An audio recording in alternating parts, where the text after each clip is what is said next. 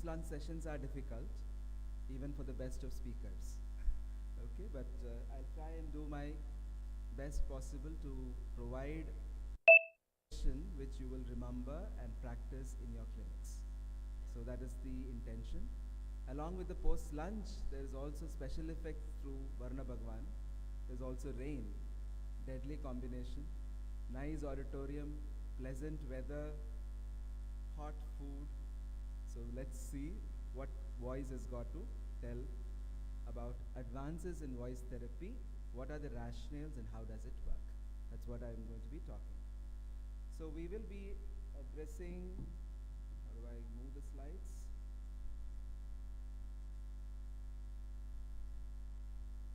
Okay.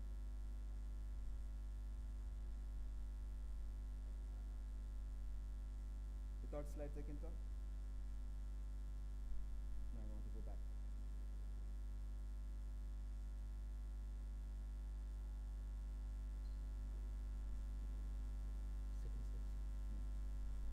Okay, so the next 45 minutes we will be talking about what I believe as the clinician's mantra, which I follow in my clinics, the basic 3 tenets which I remember while I work with my voice clients.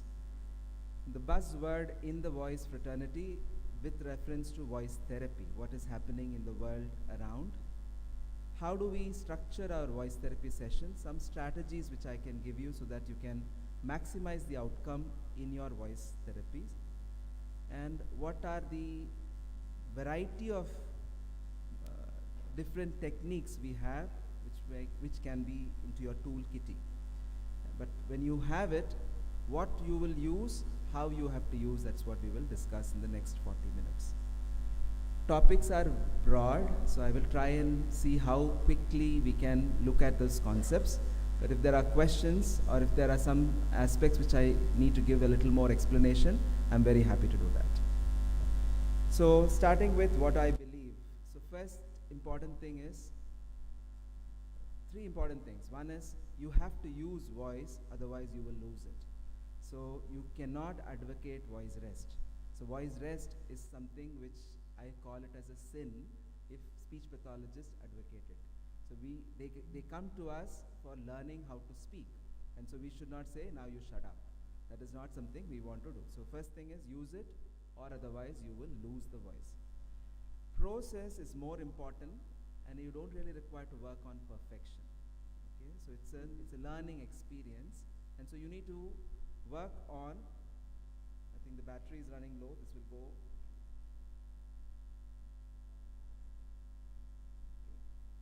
And the third mantra is, it's a participatory journey. So let us now think why I should not advocate voice rest. So what is voice rest? Voice rest is actually stopping to speak, cessation of any vocal activity. Actually they say you should not laugh, you should not cough, you should not do anything which will involve the true vocal cords vibration. So such thing is called voice rest. When you stop all of those activity, then it is called voice rest. Now why you should not advocate voice rest? Because it disrupts healthy reorganization of tissues. There are evidences to say that if voice rest is advocated, it becomes more, the edematous changes develop more easily, and the reorganization of the healthy tissues does not happen. It deprives the muscle developing its plasticity capacity. It loses the capacity to evolve. It delays the relearning and repatterning because there is no chance a person is always thinking about, I should not speak, I should not speak. He's not thinking, how can I speak? So you're not allowing the person to process in his mind, what can he do so to continue his job?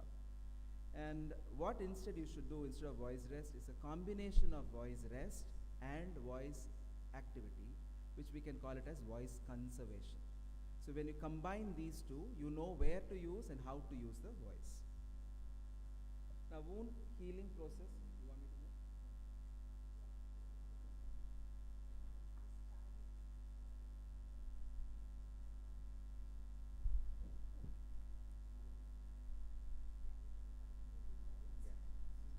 So wound healing starts the day vocal injury starts, okay? And once you start initiating voice immediately, it allows the vocal tissues to reorganize itself and develop healthy tissues, and so you will start getting vocal, the mucosal waves will start developing very well, which is a sign of a good tissue. The vibratory patterns become better once you start early initiation of voicing. Once the injury occurs and then you start voicing immediately in a controlled manner, you teach them how to produce voice, and automatically there is learning of correct use of the vibratory pattern. And objectively, you will also realize that jitter, shimmer, all these values which you estimate, they all show better values when you start early voicing. So second important thing, so which means first I do not say voiceless. When they come and seek help, I start therapy immediately at whatever stage they are. You don't really require to send them home. Come back after 1 week, come back after 10 days is not required. Start therapy. Second, the process is important. So process, it's basically providing an heightened sensory and motor awareness, which works at 3 different levels. One is the cognitive level, where the person thinks about what he is doing, how the voice is coming. As a result, there is a sort of reflection in his mind what is happening to him currently, what he is aspiring to. Then there is always an emotional component in voice. So the sensory motor awareness allows them to reflect the emotion also. So psychosocial aspects and emotional aspect is the second component, and a reflexive. Speech is almost instantaneous. You don't really think and plan and speak. We may plan the content of the speech, but the delivery is often not planned for a normal speaker, for a regular speaker. And an advanced speaker like a politician or a radio jockey or a broadcaster may possibly look at how he's executing the delivery also. But a natural person will not think so much. It's a very reflexive phenomenon. And so reflexively it has to get corrected. The correct behavior should emanate every time a person is trying to speak. So it's important for us to create the sensory motor feedback all the time, at every session and every time, so that the person experiences the right behavior and he remembers, so that this will become a new voicing pattern. Third, it's a very participatory journey. You have to involve the patient at every level, and it can't be directive from the clinician point only. So you have to always keep linking at the level of the patient's self-experience. How can you change his experience through your guidance of your skill and knowledge, and the listener feedback, how he should respond and react to the listener feedback. So which will again reflect on the attitude of the clinician.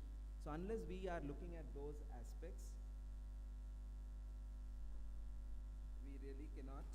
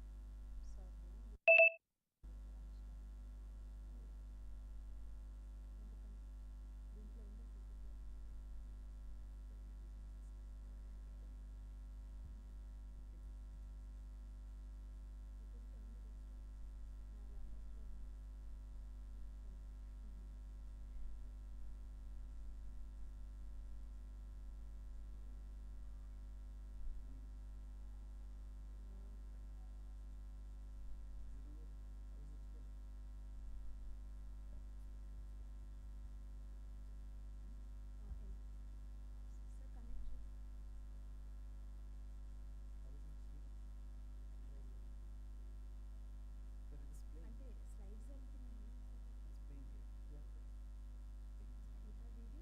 I don't have videos. I'm the video. Okay. Right. So what is required as the skills for the clinician is listening, provide specific skills to the patient, and observe and direct attention to facilitate corrective feedback. So it is very important that you participate and link with the patient at every moment in the session. So being in the session and living that moment is very important. The feel he gets in the session is so important for successful voice therapy. Coming to the buzzwords, so this is all what I think are important for a clinician. So 3 basic things: don't say voice rest.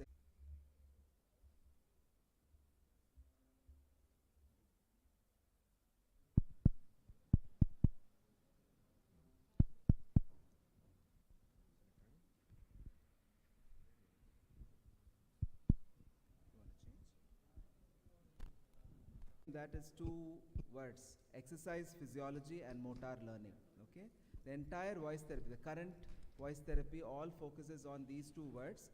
It is based out of the principle exercise physiology and motor learning. Now, why exercise physiology will be applicable for vocal muscles? Vocal muscles or vocal fold muscles are also skeletal muscles, and skeletal muscles have certain properties. What are skeletal muscles? What are skeletal muscles? Anatomy. Skeletal muscles are voluntary muscles, which means they work on command. Okay, all the muscles in your hands, legs, all these are skeletal muscles. So smooth muscles which are inside are involuntary. What happens, how the digestion happens? You have taken the food now, but what happens inside has no control. You don't have any control on it. But the food from the plate to your mouth was in your control because skeletal muscles were working. Same way, for the vocal cords are skeletal muscles, which means they are very volitional, they are very voluntary. The way you think and the way you enact those muscles, the muscles will work, which means muscle is under your control, and so voice production is also under your control.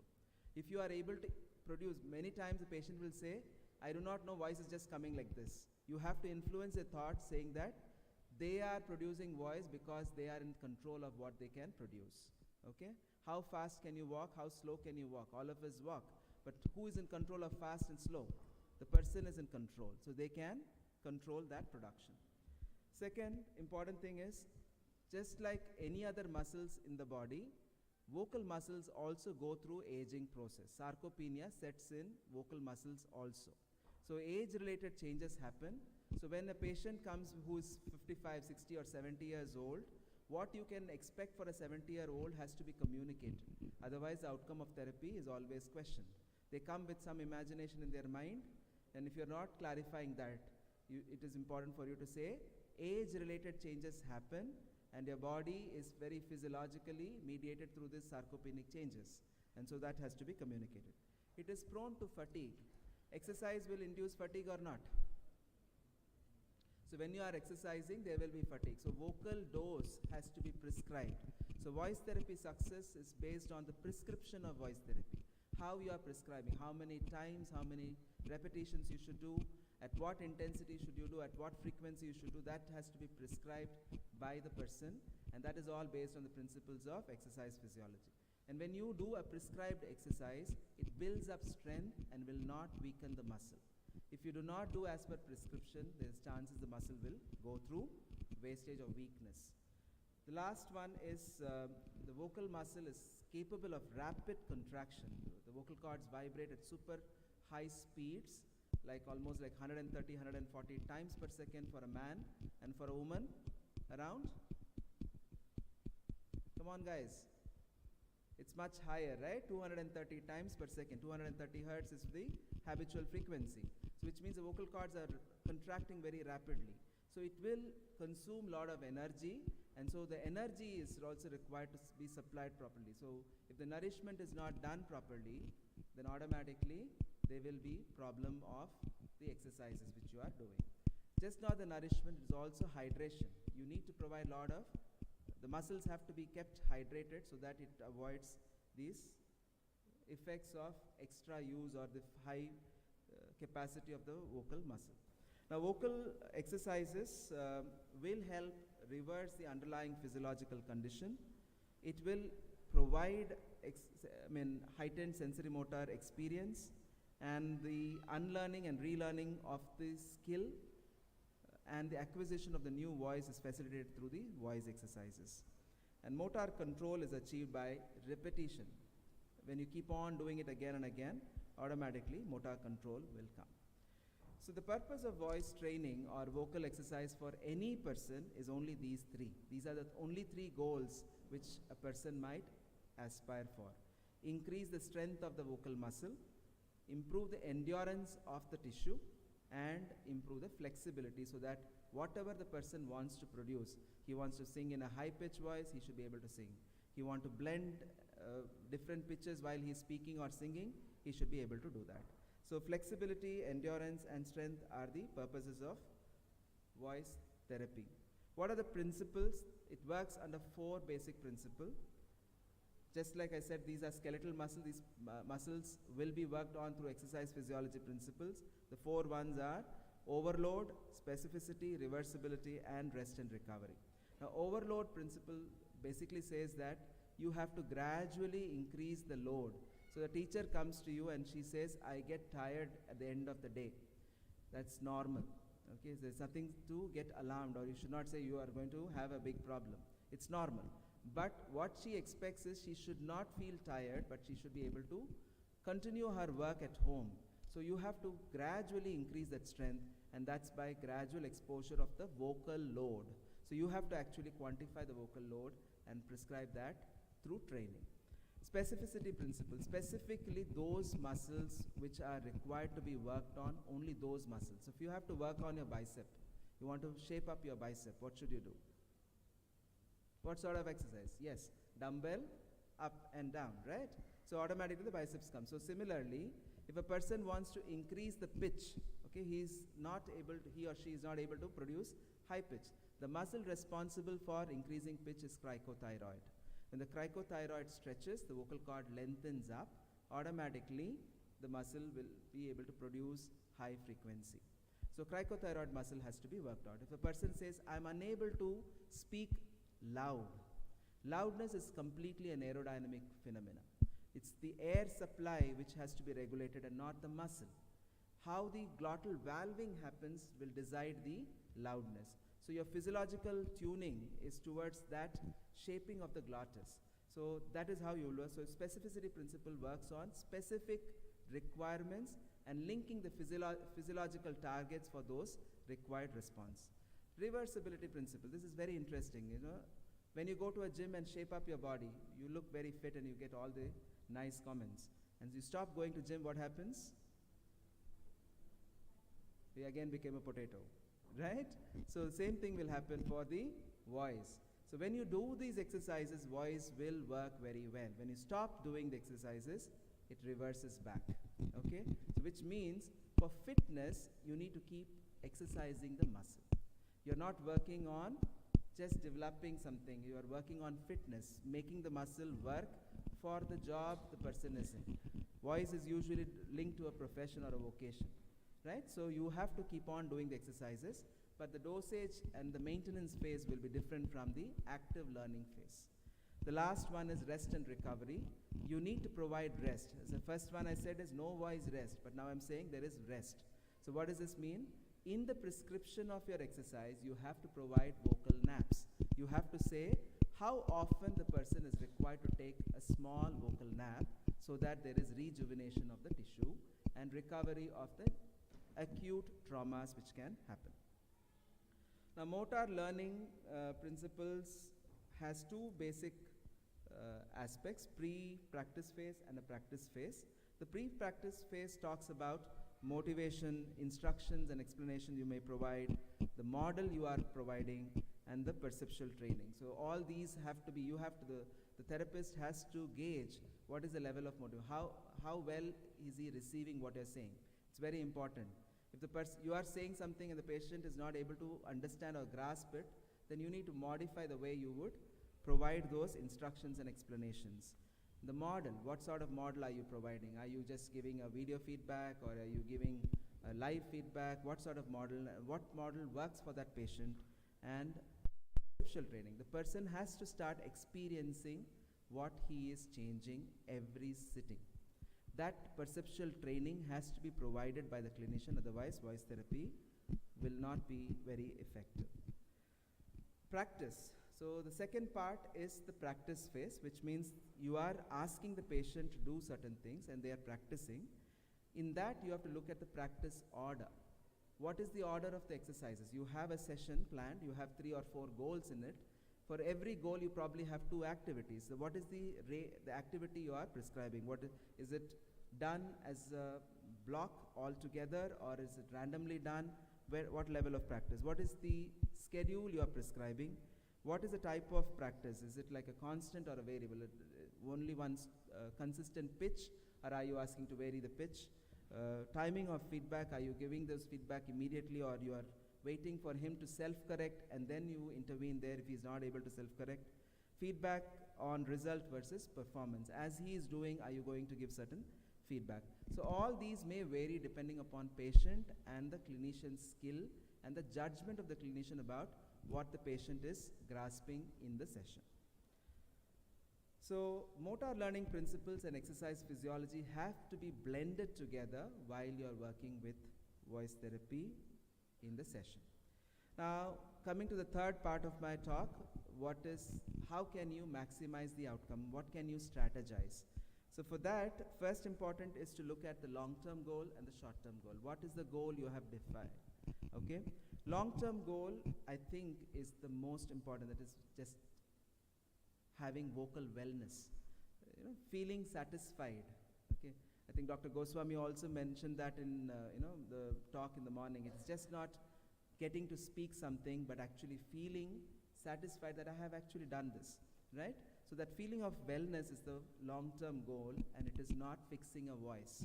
Many times we always fix the voice. We can't really fix the voice. You have to provide them that feeling that they really feel good and they're back and they're good in their vocation which they are working in. Short-term goals could be improving strength, getting an ideal voice which they expect to get, optimal control of that voice. I'm getting in the session, but I'm not able to do that outside. Longevity, keeping that voice for a longer time. So all of these should be the short-term goals. So you can refine the short-term goals depending upon how you progress in the sessions as well. Second important thing to maximize outcome or to strategize your therapy session is to look at assessment, which should be a continuous assessment. You should not do assessment in one session and then post-therapy assessment. It is an ongoing process because you are working on the principle of providing sensory motor feedback. Every time you assess, you are able to communicate something to the patient. You increase their awareness about what they are doing or what they are feeling. And this should include three basic aspects. You should look at their lifestyle, their physical capacity, and their emotional vulnerabilities. So all these things have to be consistently assessed and provided as a feedback. And you can use several tools for getting these. You can use voice disorder outcome profile, voice fatigue index. So many tools are available apart from the regular lab measurements which you may do. Third important is, what is the philosophy you are working with? Are you going to work on a voice rehabilitation philosophy, or are you resorting to voice habilitation? Now, what is voice rehabilitation? Both will work. It depends upon how good are you at it, or what you think will work for that patient. The voice rehabilitation is basically working at repair and recouping. It works on the principles of voice rest, vocal hygiene, surgery, and all the behavior therapy. Modify the voice, practice, keep on practicing, voice will become better. Habilitation is working on without giving any rest, working on the job. On the job, you keep on correcting. So you build and strengthen so that you are basically enabling and equipping a situation. So there we use conservative voice use, vocal hygiene, phonosurgeries may be done, and a holistic eclectic approach, which are physiologically based, are the therapy techniques which you may follow. So which will work basically on posture and breathing, vocal function exercises, resonant voice exercises, etc. Now, session format. The fourth important thing a clinician should structure to get better outcomes is to very clearly know how I'm executing that half hour or 40 minutes of session. You need to do a warm-up. It's just like how you might train an athlete or go to a gym. Warm-up, cool down, and then a conditioning phase where you are introducing a skill learning aspect. Dosage and prescription, as I kept on reinforcing, I want you to remember, that's one take home I want all of you to remember is, provide in writing and say how many repeats, how many times, and that's judged based on your physiological assessment or the capacity of that person. So intensity and duration of the exercise and frequency of the exercise has to be provided as a prescription. Look at exercise progression. How are you taking the next steps? What have you looked? What are your outcomes? How close have they achieved to their outcomes you have targeted? And based on that, prescribe the progression. And we all realize that the first 8 weeks you get maximum progress, and after that there is a status quo for some time, and if they, at that time motivation has to be increased. You have still not achieved your target, whatever you need to. After 8 weeks the motivation drops, so you need to do something to help them keep that focus and finish it. Coming to the last part, which is the exercise itself. What are the exercises available? Now, for whom is voice therapy required? That's my first question. So voice therapy is applicable for everyone, whether we have a disease or not, we have a disorder or not. All of us have to become better communicators. And communications is the essence of life, right? If we are living, we better communicate. Okay? And vocal communication is the best communication. It's the best communication. It's not typing something, right? So voice therapy applies for everyone irrespective of the disease condition. It's not only for a pathology, it can be applicable for normals. So I would like to classify this voice therapy, the prescription of exercises, the availability of exercises, under 3 heads. One for a normal person, a person who is typical, who just is leading a happy life. He's just going to gym for fitness, right? Same way he does these exercises to become a good communicator. Second is supranormal. Why should those people, normal people, do these exercises? Because they can prevent the risk of developing injuries. Okay, so they can be at-risk population. They at present they are okay. Like for example, an industrial worker. Okay, he is working in a noisy environment through the day, but he's talking to his colleagues, he's talking to his supervisor, he's talking to everyone in amidst that noise. So he has to have certain strategies to prevent vocal injury, which can happen suddenly for him, right? So when he consistently does these exercises, the vocal muscle develops the strength and it has the capacity to get that resilience to prevent a damage which can happen accidentally. For a supranormal, it's like people who are singers, radio artists, broadcasters, anybody who uses voice as a vocation or a profession and earn a living or part of their living because of their voice. It includes teachers also in that category.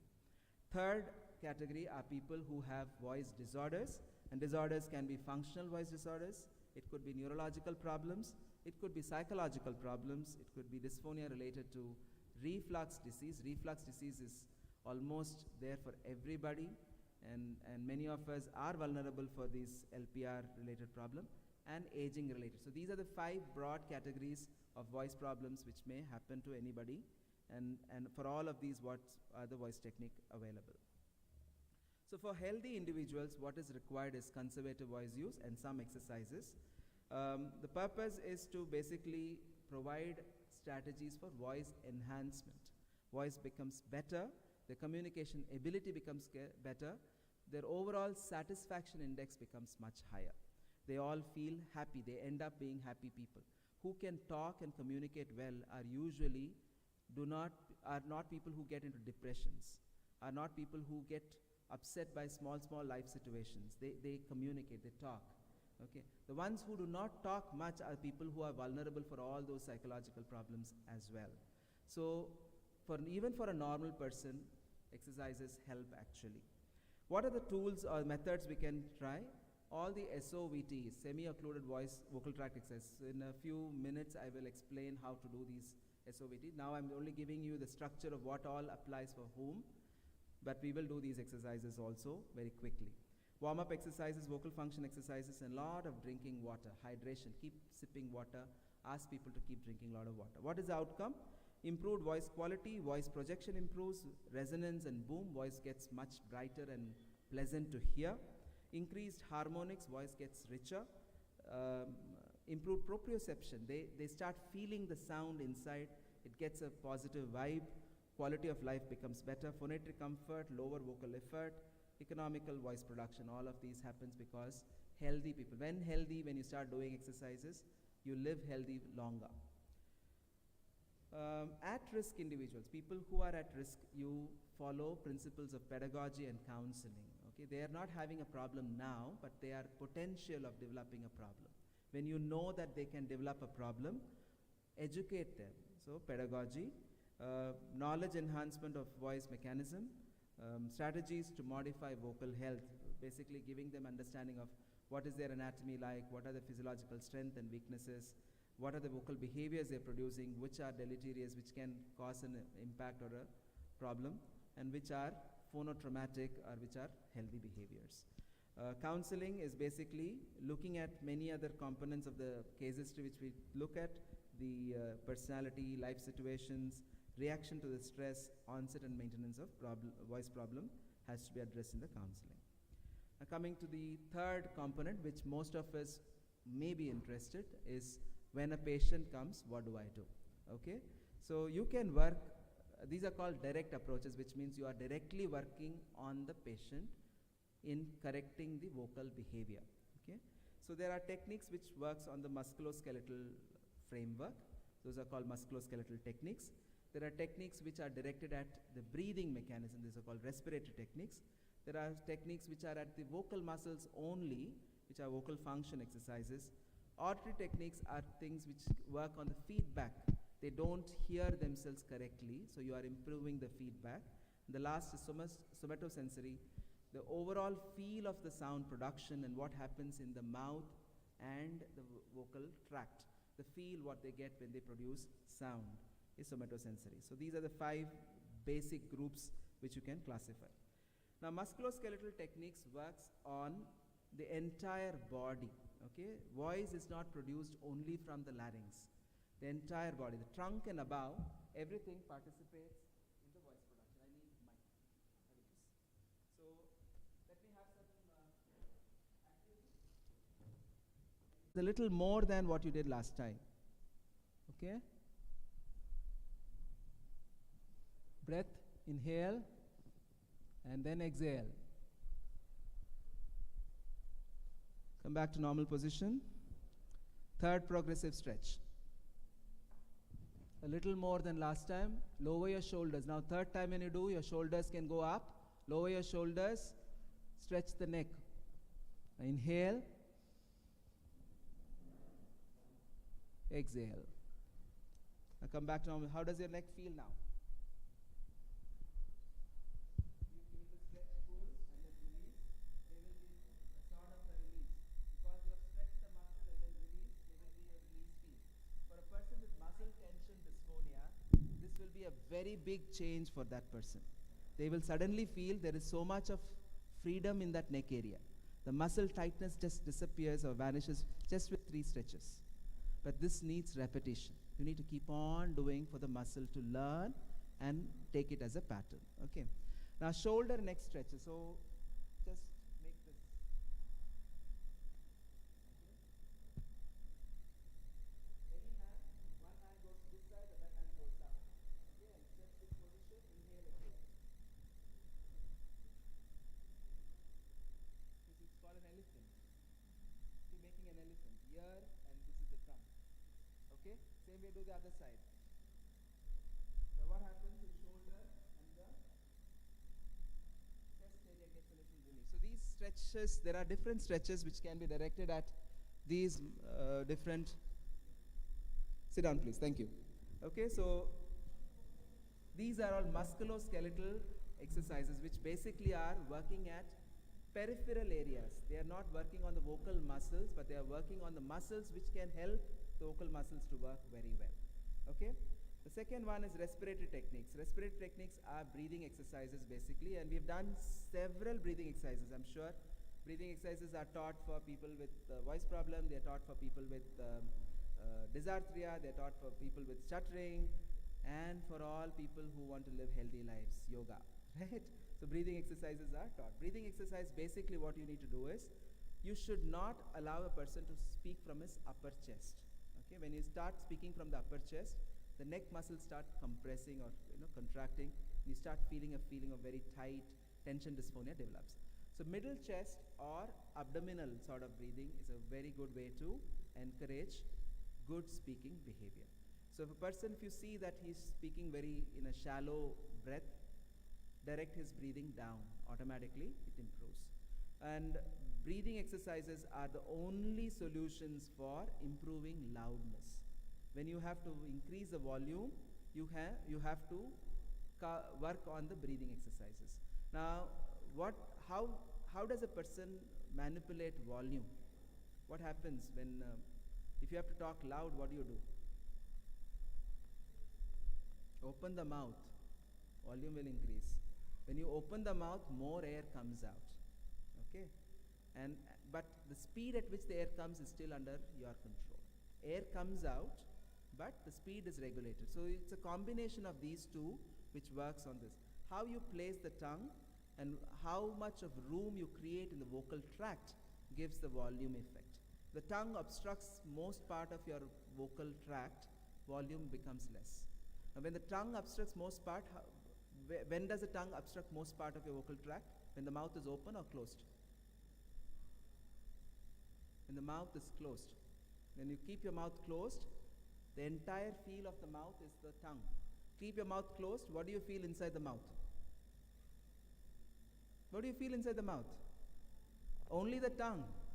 The tongue is the biggest part of your mouth. So if you keep your mouth closed, automatically volume will be less and you will speak like, it's mumbling. But if you open a little, tongue gets released.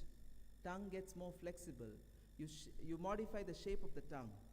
The tongue blade comes down, goes up, stretches back, moves forward. You do multiple things, automatically the resonance gets shaped and the volume changes. Okay? And all these are physiological. You need to understand, reflect on the way you speak. Automatically, voice therapy becomes very easy and work.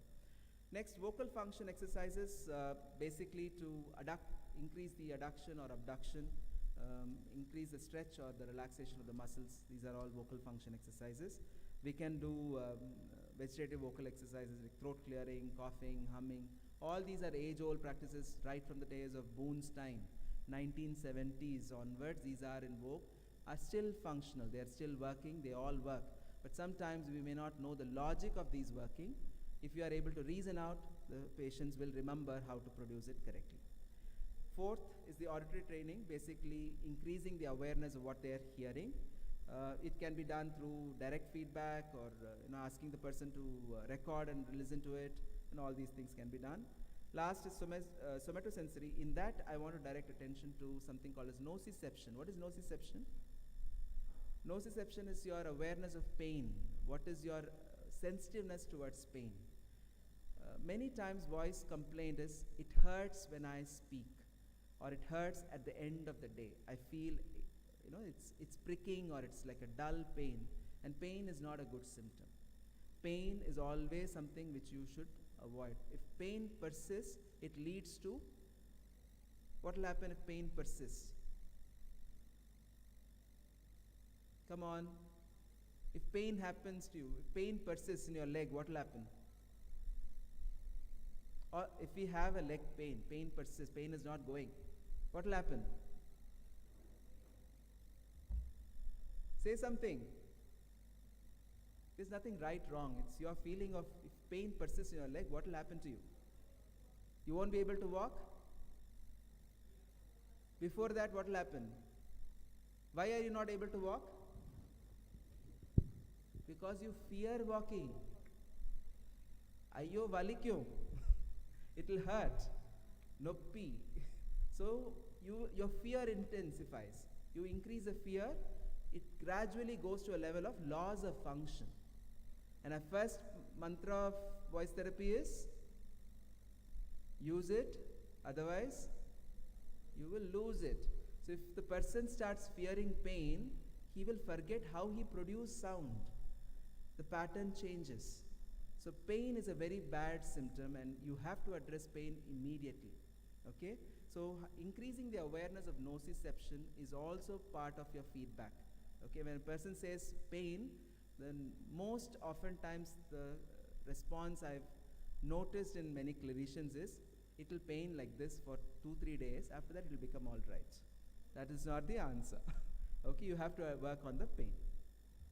Discrimination is again somatosensory. That where is the sound placed? Is it placed? When I'm talking, where do you hear my sound coming from? Mouth, right? If I talk like this, where is the sound coming from? It's here deep down, right?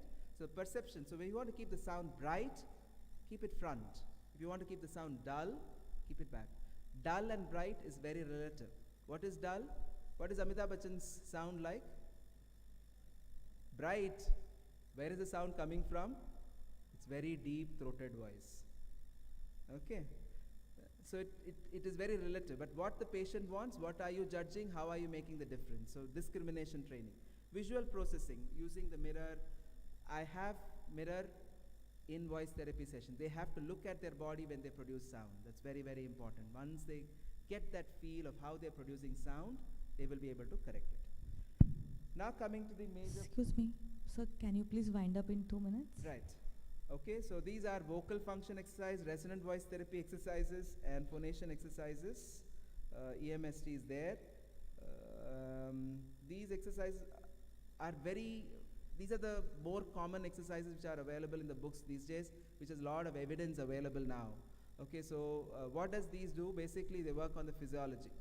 So what does the vocal cord do? What does your vocal cord do? Vibrates. How does it vibrate? How does it vibrate?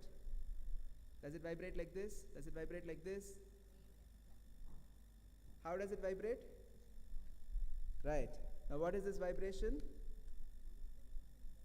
Adduction, abduction. Adduction, abduction. Right? That is one. Second function, stretch, contract. Only these 4 actions the vocal cord can do. Vocal function exercise basically does these muscles which work on these actions. What is your adductor muscle? Primary adductor, lateral cricoarytenoid. What is your primary abductor? Only abductor, posterior cricoarytenoid. What is your stretcher? Cricothyroid. What is your relaxer? Thyroarytenoid. So these are the actions which does, and so your exercises, vocal function exercises, work on these group of activities and these group of muscles. Theory is there in the book. Please read the exercise as it is in the book and do it like that, but understand the logic. Okay? Resonant voice exercises basically is trying to get the sound frontal placed so that the resonators, the air cavities are energized and the sound comes with a brightness. Phonation resistant exercises, forte. There are several types of forte, isotonic, eccentric, but these forte requires training. You need to be licensed for you to practice. And EMST, I think morning Mr. Faninder also spoke about EMST. EMST is also applicable for voice exercises. Eclectic voice therapy exercises are available. You have at least 2 which are very common. One is developed in Brazil by Marabalu and team. Another one is our own, my exercises, which is available in Journal of Voice. It's published, and step-by-step exercises are given. The rationales of how these exercises work is given. Please have a look at it. Okay, so I will skip these things, which is what. So the way a session should be conducted: warm-up, core exercises, and cool-down. Oh, semi-occluded vocal tract exercise is another common exercise which is very common these days. Basically, anything which is allowing the vocal cord to get the sound front but using the vocal tract efficiently is done through semi-occluded vocal tract exercises. Telepractice is again something which has become very common after COVID. It has been practiced even before COVID, but it allows patient care access irrespective of the place we are in, compliance and convenience to follow up, reduces the travel time, and it's cost effective also. And telepractice, evidence is there that for all types of voice pathologies, telepractice can be done. Okay, and there is evidence to say telepractice is as good as face-to-face exercises, and so you can practice telepractice. So take home, I want you to remember, use it or lose it. So no voice rest, and as speech pathologist, please do not prescribe voice rest. And when you are working with an ENT, please educate the ENT doctor to say, voice rest, you are not helping the patient, you are helping the disease or the disease process to set very nicely. Second, process and progress is important, and so you need to look at the way he is progressing and not look at perfection alone. Voice therapy is a participatory journey. Principles of exercise physiology and motor learning applies 100% for vocal exercises. look at the more recent techniques and the logic of those techniques, and those come from the principles of exercise physiology and motor learning.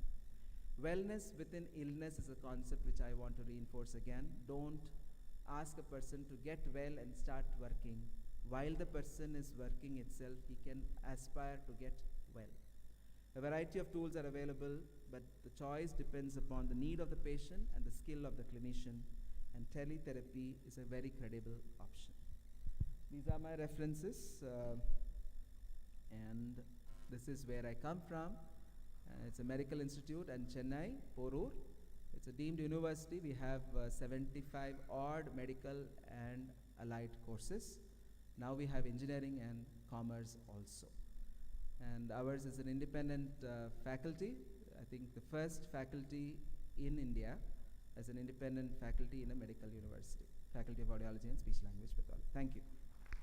Thank you, sir, for your valuable session by triggering the post-lunch to all of us and by giving the voice anatomy, physiology, pathology, and mantras which you have given.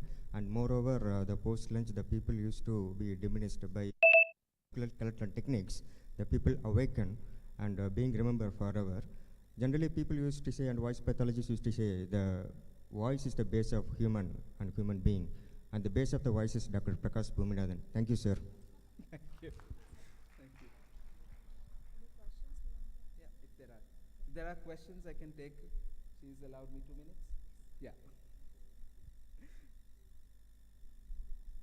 Yes.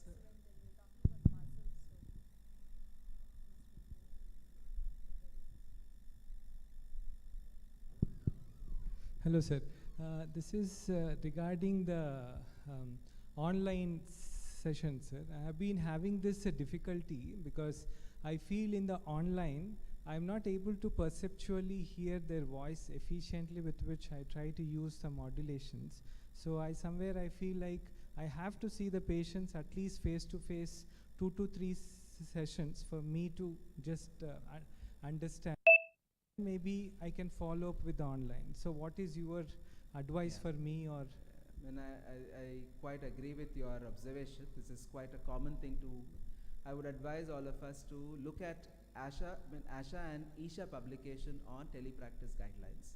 ISHA has published one where we have said what are the requirements before you start telepractice. So investing on a good audio video feedback system is important, and educating that to the patient also. If they want to come in a tele mode, they have to have these things. Okay. So in that, Wi-Fi strength or the signal connectivity, the microphone, the speaker are very, very important, and the ambient noise and lighting. yes, For sir. voice therapy, these are required. So if you are able to fix that, then most often times voice therapy can be done telepractice without much difficulty. Having them in person once, hybrid mode, first few sittings and then in between is also a healthy practice to do. But if they're able to come, if somebody is in Siliguri and they want to access your facility in Hyderabad, so it's difficult. So then you might still have to provide it. But if you are able to see that the person is not able to understand what you're saying, then you need to strategize that differently if possible. Yes, sir. So it's a very valid observation, and I agree. Yes, Only sir. investing on the right sort of system is important. So look Yes. at our ISHA guidelines. It's available on the website. Sure, sir. In spite, I have told them to buy good quality microphones, so with which I can hear Mic? it better.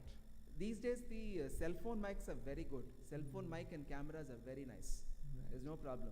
Only when you are using a desktop, Right. then right. it is. Even the laptop ones are pretty okay. If they are able to get on a Skype or Zoom or any sort of thing, VC, whatever mode.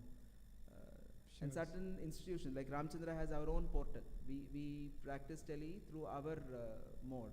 Right. So in that, laptops are pretty okay. Those are fine.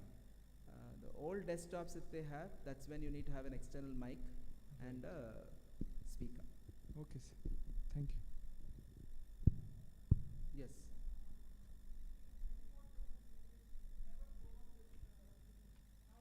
Started going on this WhatsApp call and all. The screen is very important for you. The laptop screen. If the screen size is low, definitely it will have effect. This is what I have been saying, but we have also worked it. But Dr.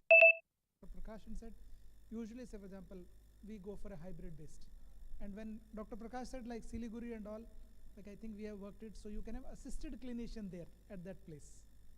So you can have a bridge for both the ways also. But tele definitely is a must. But don't go for WhatsApp call.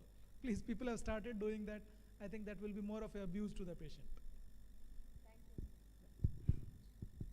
Hello, I have one quick question, sir. So, for the audience students here, could you please tell what are the best outcome measures they should be using and getting updated or voice?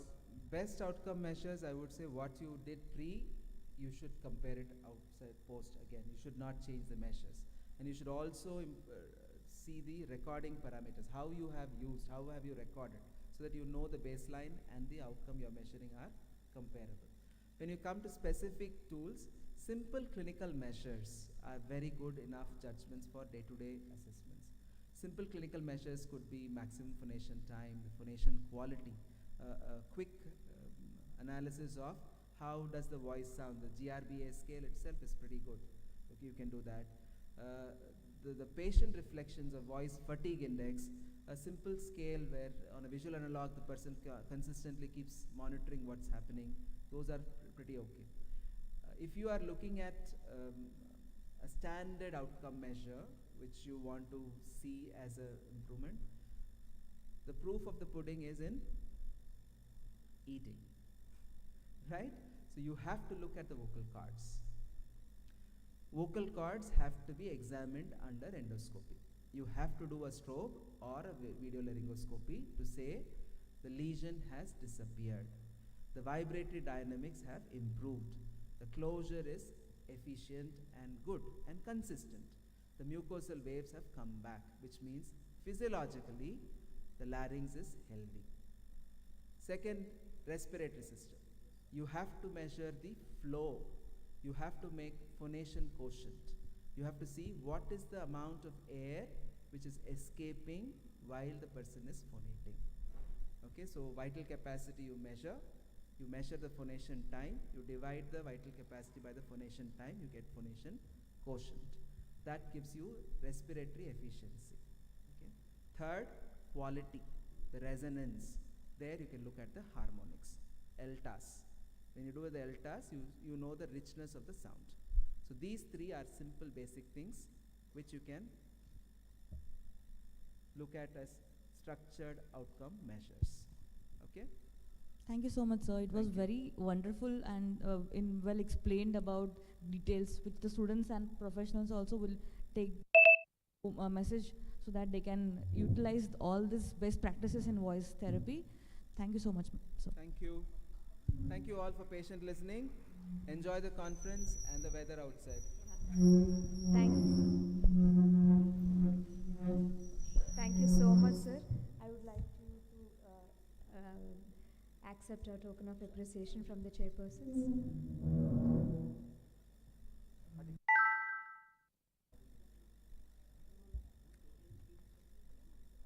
Thank you so much. Discussion to chairs. Okay.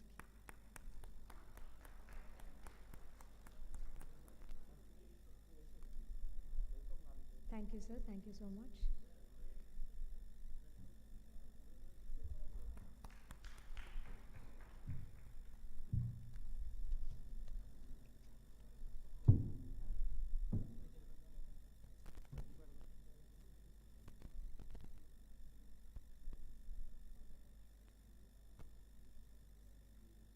So here I would like to ask the chairpersons to accept a token of appreciation. Shalini.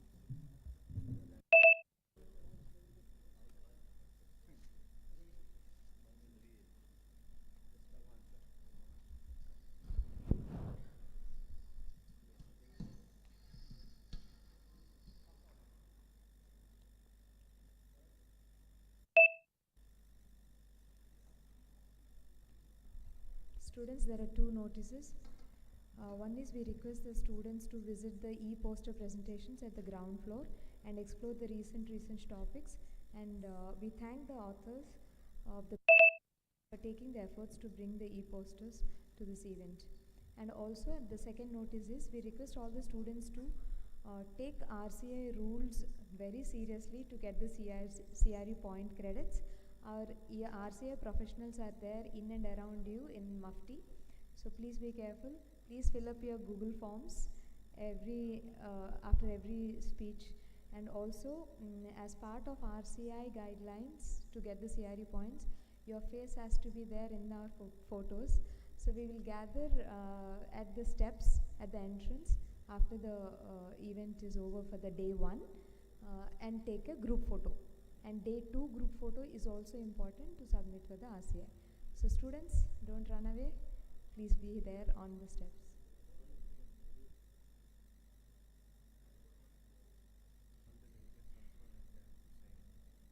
Okay. Yeah, the third notice and the fourth notice, all the delegates also has to sign on the RCI registration, attendance registration form. I think day, morning and evening, so that we can submit to RCI and no problem. And also, whoever is serious about CRE points, please take the rules into consideration and follow them. Thank you. And yes, we are coming yet to the very interesting panel discussion presentation. I would like to call upon the moderator, Mr. M.S. Srikanth sir, to take over the panel. And thank you, sir, for bringing up this excellent topic.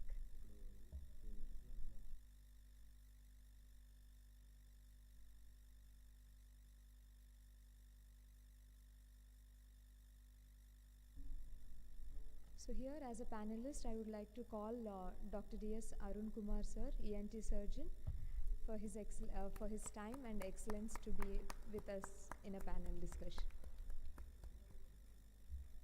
And also I would like to call Miss Aparna ma'am to be one of our panelists, and Miss Sirisha ma'am, and also Mr. Srinivas sir, panelists.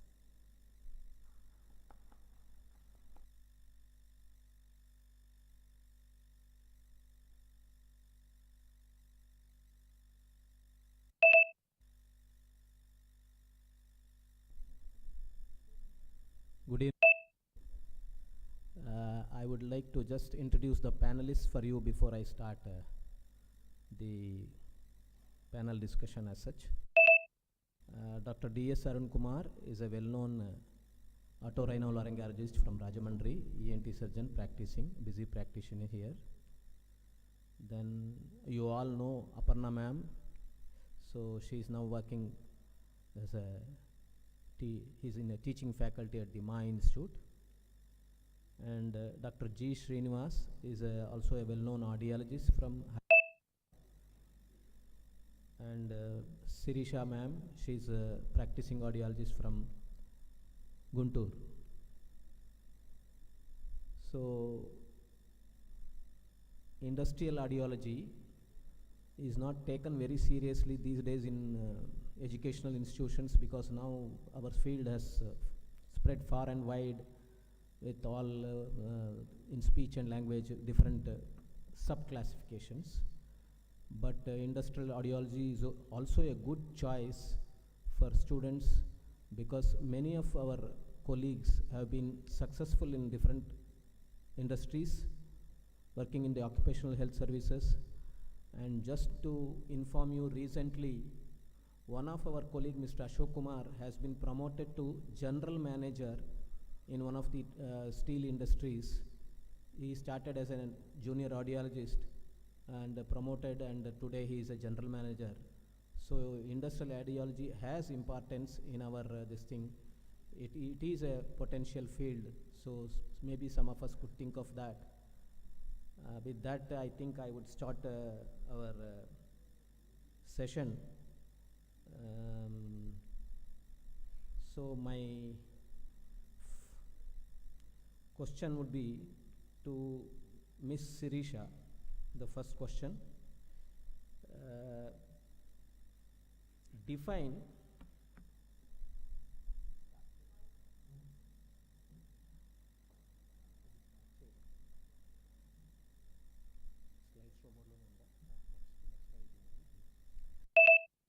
define what is industrial audiology, what industrial audiologist in an occupational health services setup.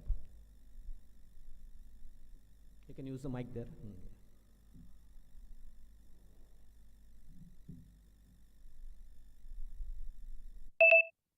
Everyone, industrial audiology is a branch of audiology that focuses on preventing and diagnosing and managing hearing related disorders in an in an industries to the workers, and the main goal is to make the workers work in an safety environment so that they can protect their hearing. So, and the industrial audiologist work is also to educate the employees of the company to protect protect their hearing by using the hearing protective devices, and thereby creating a safe environment. And coming to the scope, to assess the hearing of the workers, and coming to the consultation, they can provide expert guidance. They can provide expert guidance to companies on noise control engineering, acoustic design, and implementation of noise reduce strategies. And coming to the research part, they can develop advanced hearing protective devices and techniques for improved worker safety measures. And teleaudiology, they can do remote assessments and consultations for the workers who are working in the noise environments. And coming to the collaboration, they can collaborate with the occupational health professionals to ensure a safety environment. And coming to the legal compensation, they can get involved in the cases related to hearing loss claims or workers' compensation cases due to occupational noise. So this is the scope of the industrial audiologist. Thank you, sir. Thank you, Ms. Sirisha. In a nutshell, she has told that it is very important for an industrial audiologist to monitor periodically, which is very useful for the welfare of the employees or the workers who work in a very noisy area. So my next, you all know that noise is our enemy. So my next question is to Dr. Aparna. Please explain what is noise pollution and what are the permissible levels in the industries according to government norms, and how do you measure noise? Yeah, for providing me this opportunity to be part of this panel. Noise, I think I have been teaching. Most of my students are here who have listened to noise. So what is noise? What I am talking, if you find that it is not interesting for you, it becomes noise, right? But here we are limiting noise to industrial noise. Where we say industrial noise here, it is the noise that is above the levels which are going to harm your hearing mechanism, right?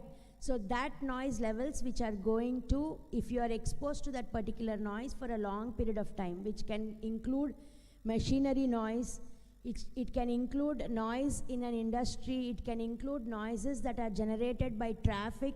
So Hyderabad, all of us are exposed to this. I belong to there, so I travel by road, and whatever noise you hear, and if it is above a particular loudness level, it is said to affect your hearing, if you are exposed to that particular noise for a long period of time. Again, let me not go into details of what are the different types of noises, how each noise affects and all, but mostly, if you are exposed to a continuous noise for a long period of time, yes, you are going to have hearing loss.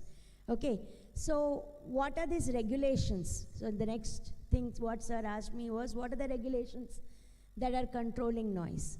So there are various noise regulations that have been given in various countries, OSHA being one, Occupational Safety and Health Act in US, which is very stringent on what are the noise levels that should be kept in the industries, so that the hearing of an individual working in that particular industry is not affected because of this noise. Okay, so they say OSHA sets the value as 90 dBA for 6. how many hours? 8 hours. hours. Yes, you're all right. So if you're working for 8 hours, maximum noise that you're exposed to is a 90 dBA noise. And if the noise levels in the industry increase above 90 dBA by at least 5 dB, this is as per OSHA regulations. If it increases by 5 dB, you have to reduce the duration of exposure to half. So from 90, if it goes to 95, you have to reduce the duration of exposure from 8 hours to 4 hours. Goes another 5 dB above, that is 100, reduce the duration of exposure to 2 hours. Goes another to 105, reduce the duration. And maximum permissible is 110, not above that at all. Okay, this is as per the American standards. In America, there is another standard which is NIOSH. Okay, so NIOSH says that it is 85 dBA, which is the permissible level, and the exchange rate, that is every 3 dB increase, you are supposed to reduce it by half. Similarly, in Europe, it is governed by EU directives that are given by in 2006, and they mostly say that the noise level should be between 85 dBA to 87 dBA, and every 3 dB increase in noise, the duration of exposure should be reduced to half. That is 8 hours will be reduced to 4 hours. So what about in India? So in India, we have Central Pollution Control Board, which takes care of this. Okay, so what they say is in industrial area, so they have divided the noise, this thing, in different areas. So noise exposure levels in various areas. So and then they say it is an industrial area. The daytime noise exposure, that is during your working hours, the daytime noise exposure should be 75 dBA. A is the weighing network. What is a weighing network? Can anybody tell me? Sab bhul gaye? Huh? Nobody is working in the industrial audiology, so I've forgotten. These are various filter networks which are related to our human hearing, how we measure the noise. So A weighing network is basically the dB scale in which we measure the noise, wherein the noise levels are to a quieter level. So we go to B, C, D. C is when the noise levels are very loud, you use a C weighing network. So this is when you do the noise measurement. So in India, it is industrial area in daytime is 75 dBA, and nighttime exposure should not be more than 70 dBA. Similarly, in common areas, residential and all, they say 65 to 55. 65 in the daytime, 55 in the night. Okay, so these are the various noise exposure levels, and now WHO also has come out with noise norms, industrial noise norms, and they said that the maximum exposure that a person should have for 8 hours is 70 dB, and reduction by 3 dB every time. There is a 3 dB increase, reduction to half. And again, maximum levels that you can go to is 110 and not more than that in an industry, right? So this is about what are the levels that are maintained and how the monitoring has to be done. Okay, so now next, how do we measure this? What are the instruments that we need to use to measure the noise? Yes, most of you are correct. It is a sound level meter which we use, one of the major device that is used to measure the intensity of noise, frequency, and also the duration. So we have to look at three things. How long the person is in that particular area. So you are all sitting here since morning till now. So all of you are exposed to some amount of sound. So how much sound are you exposed from morning 9 o'clock to now? It is going to measure, that is the duration. From this time to this time, what are the peak levels of noises that has gone? What is the normal level? What is the lowest level? What is the medium level? What is the average level? It calculates. Okay. Similarly, it will calculate the how loud it is and how soft it is. So your sound level meter is the major instrument that is used in most of the industries, wherein the instrument will measure the noise that is present in the environment around you. But there are people also there. So how much is this person exposed to? And the person is not sitting with one instrument, right? He moves around from place to place. Today he might be working with this specific equipment. Tomorrow he is posted in some other place. or every half an hour he might need to move from place to place. Then we need another instrument known as noise dose meter. So this noise dose meter is an instrument which is clipped to the person, and it measures the doses of noise that a person is exposed to. So every duration that you are present in a particular environment, what is the amount of noise that you are exposed to, and then it calculates the average noise and tells you so and so person from morning to evening, that is the 8 hours, he has been exposed to this much amount of noise. And if they feel it is above the level that is required, then they recommend either the hearing conservation program, wherein you have to do industrial modification, or you place him in different other places. So that comes into picture. Okay, so other than this, there are also octave band analyzers. There are now software based mapping measures also which have come, which can be used for measuring noises. And integrative sound level meters are latest which has come, which also measures the noise dose and also the sound level that is present when human beings are not there or there in the environment. So I think I covered the question. Exhaustive. Thank you very much. Very exhaustive, but very well done. Thank you very much, Dr. Aparna.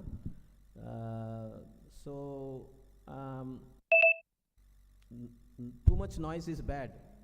Dr. Aparna has already emphatically told about it. But what are the effects of noise on our, not only hearing, but there are other effects also. So Dr. Arun Kumar here, he is the right person to tell us the effects of noise on our human body, physiologically or in all other aspects. Sir, can you just explain to us?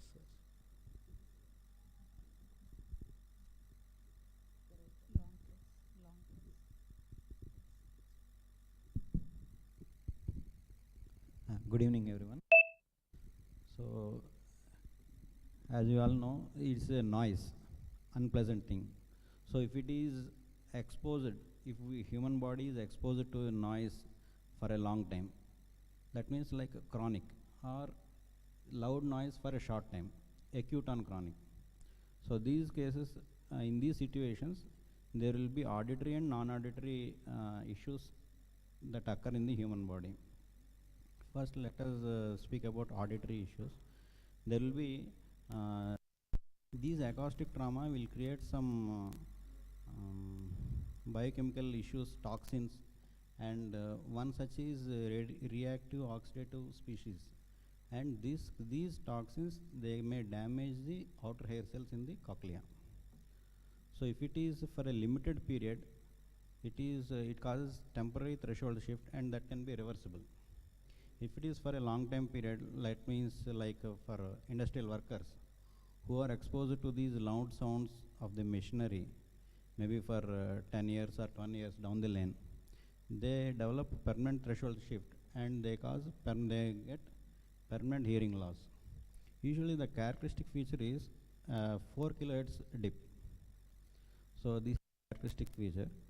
So apart from these auditory issues, the patient may have some psychological issues like irritability, so sleep arousal, decreased sleep, anxiety, and this stress. Psychological, after that we have cardiac issues. Cardiac issues also. So because of the stress, there will be a lot of hormones in the body, adrenaline, cortisol. These also are prone for hypertension, and there is also changes also can occur, and there is increased chance of Diabetes mellitus.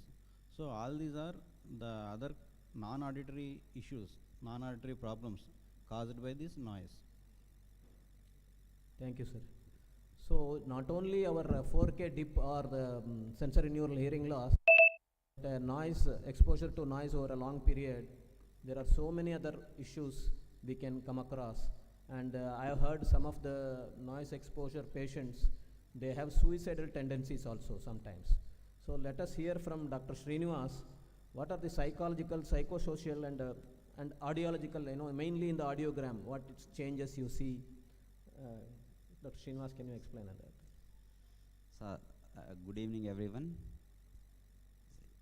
Psychologically, also noise can affect so much.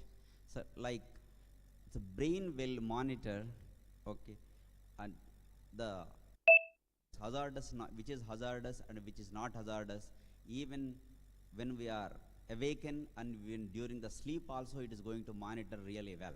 So monitoring can happen with the brain, so some sort of psychological, okay, effects are going to happen. Like, so we, first, okay, anxiety, okay, and attention also it reduces.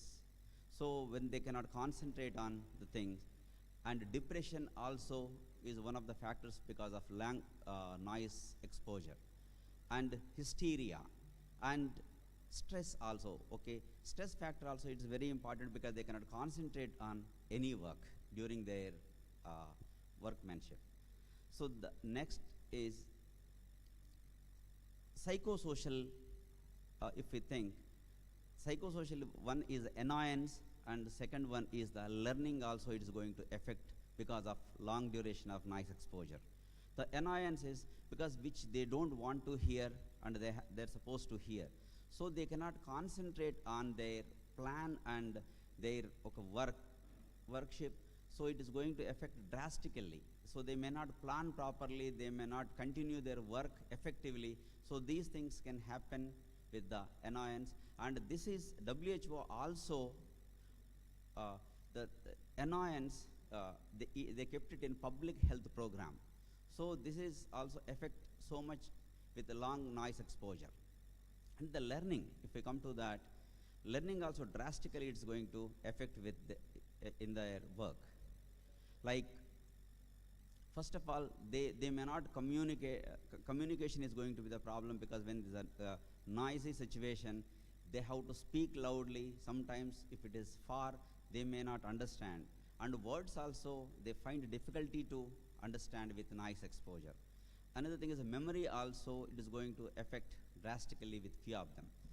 And comprehension of speech and listening also affect with the prolonged noise exposure. So noise is going to have so many adverse effects on humans, whoever works for a very long exposure. So if we come to the audiological point of view, so the effects are, first we can see 4 kilohertz notch. Just if you see the 4 kilohertz notch and remaining octaves are normal, then it cannot be treated by medicines or with surgery or even with the hearing aid, because only the dip at 4 kilohertz, because no hearing instrument can help only at 4 kilohertz, because the, up to 2 kilohertz it is normal. So next is the trauma to the cochlea. So because so many delicate structures also it's going to affect with a long exposure of noise. And another important thing is, with this they may not concentrate, and audiologically if you see, okay, so first, okay, it's going to affect on 3 kilohertz and 4 kilohertz and 6 kilohertz. If the continuous exposure of noise, then it will affect the low frequencies also.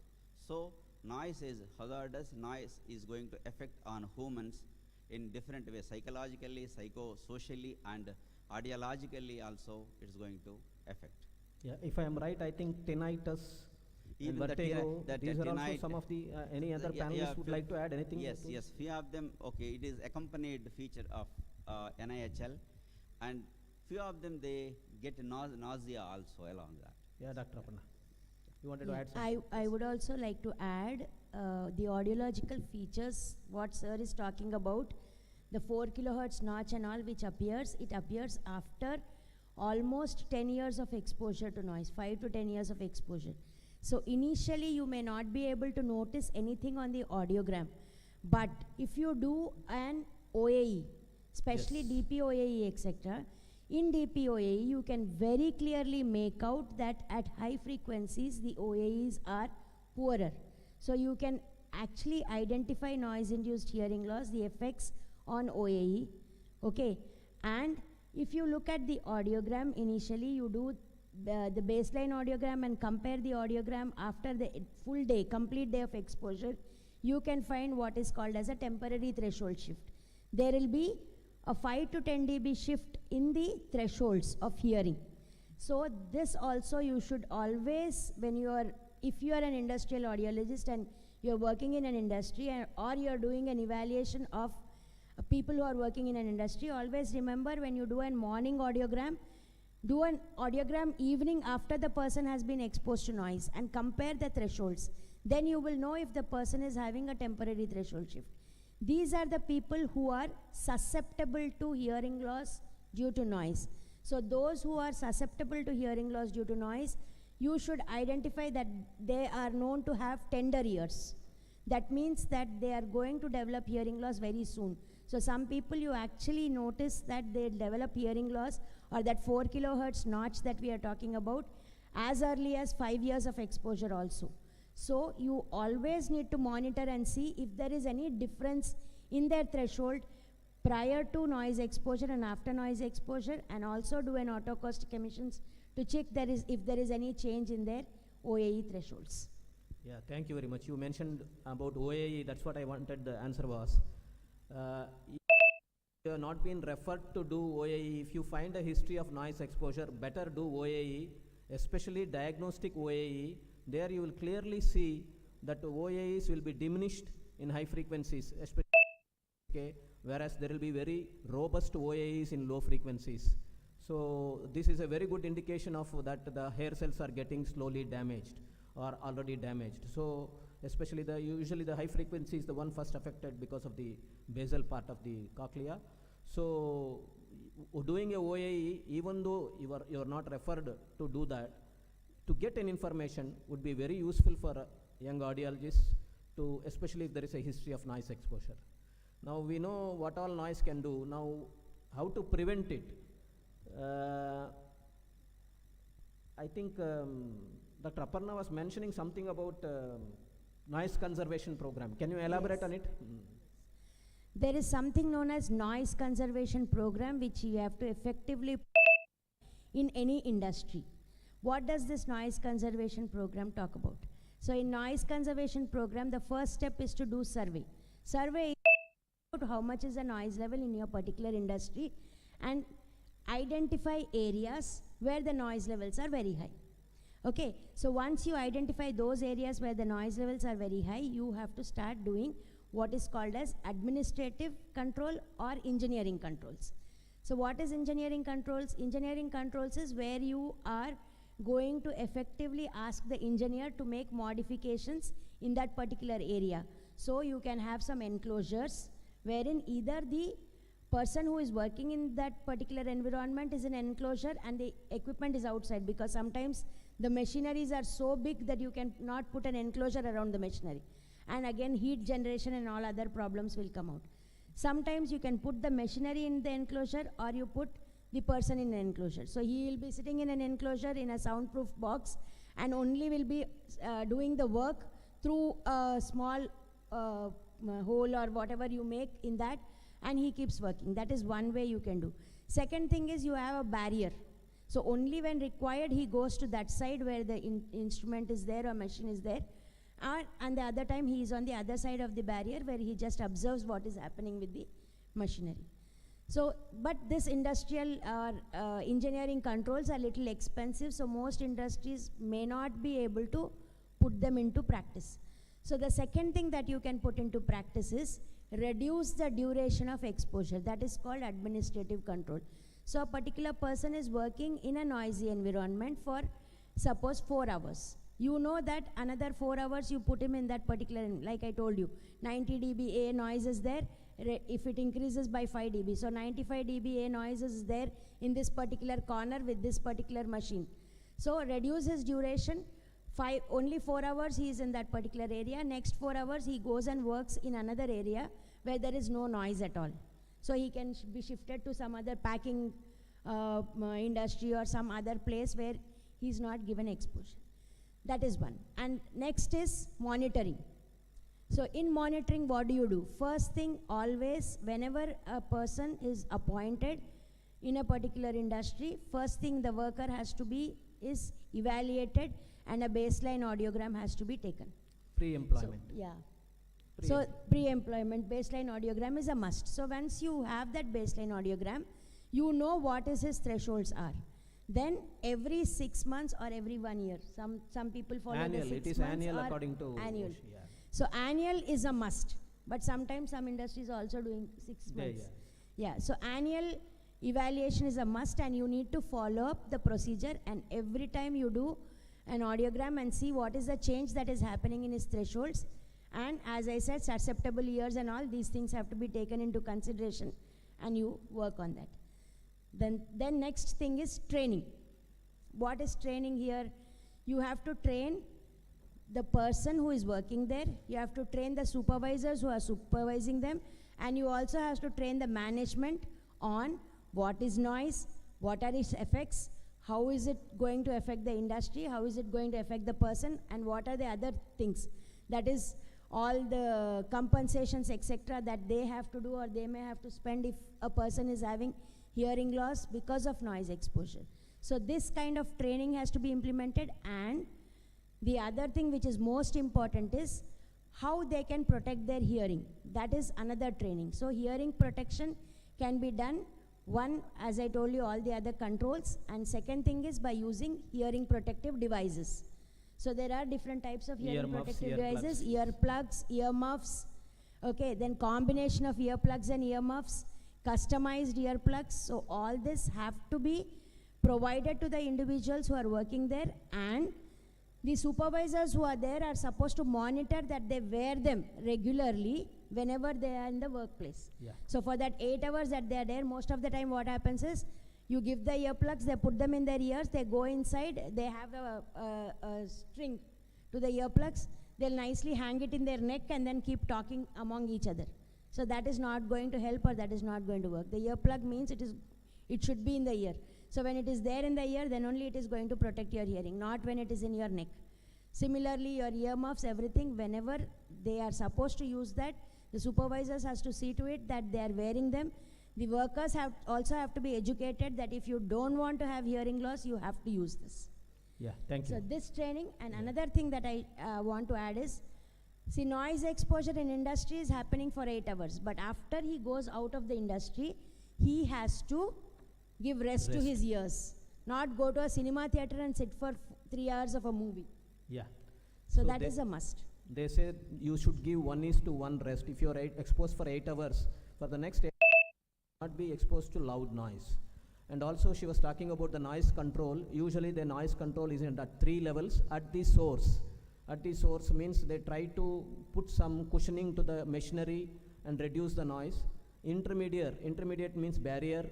And then at the receiver's end, like earmuffs and earplugs. She explained it very well. I just had one question to Dr. Arun Kumar. Suppose there is a temporary threshold shift patient who has come to you with a noise exposure. Would you recommend any medicines, or what would be your advice to him? So I advise him avoid noise for 1 week. Yeah. And antioxidants. Antioxidants. Yeah. Now there are many medicines that increase the vascularity and blood supply to the cochlea. Okay. So like beta-histine or cinnarizine. So they increase the blood supply to this thing, and various vinpocetine and other drugs are there. But so that may not be useful for a person with a permanent damage? No. No. Yeah. Okay. See, it should develop from the inner. So we should not, we educate, but it is the person who has to take care of all these things. Madam has told a lot of measures, how to monitor the workers and others, but if that comes from the person inside, he will use it all these things. Yeah. See, everyone talks about wearing a helmet while riding a bike. But who wears? Very few wears it. It is not for the police. Yeah. It is for our own safety. Likewise, the ear mufflers or earplugs has to be worn for our safety, which is irreparable for industrial worker. Yes, that's very right. So, just to summarize or end up this thing, I just had to add 2 more things. There are 2 more types of noise we are exposed to: traffic noise, and these days morning our Vice Chancellor was talking about the headphone noise of the mobiles. Younger generation, We see patients 40 years old who are working in these call centers and who are using mobile headphones at loud levels, having hearing problem. So this is also a problem these days. Any suggestions for you, for your side, for our younger generations, what not to do? Yeah, they're already listening to loud sounds.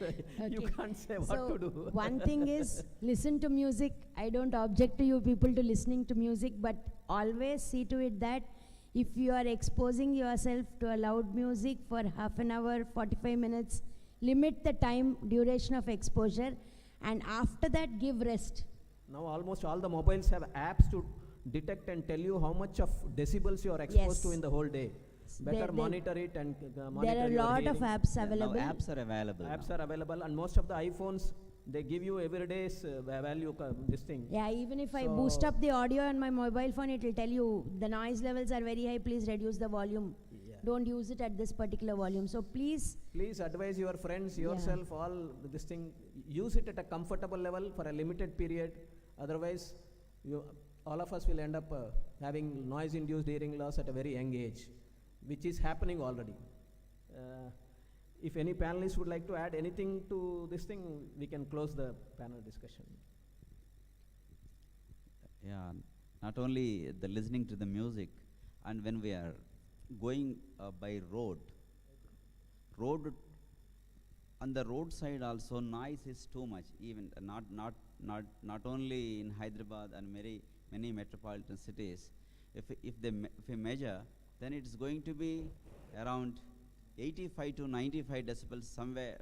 At Panjagutta, it is going to be around 105 like that. So, thing is, if we walking through for longer time, and there is a possibility, there is a risk of having temporary threshold shift also, there is a possibility. And nowadays, so many of them hearing music with very loud, okay, not less than 110 decibels. So they enjoy the music with 110 dB mean. So there is chances of getting temporary threshold shift, and they need to give proper rest. And after that, again listening to TV music and others, and it's going to have other even effects of noise. So if you hear for longer time, better to give absolute rest to your ears, so that you can prevent noise-induced hearing loss.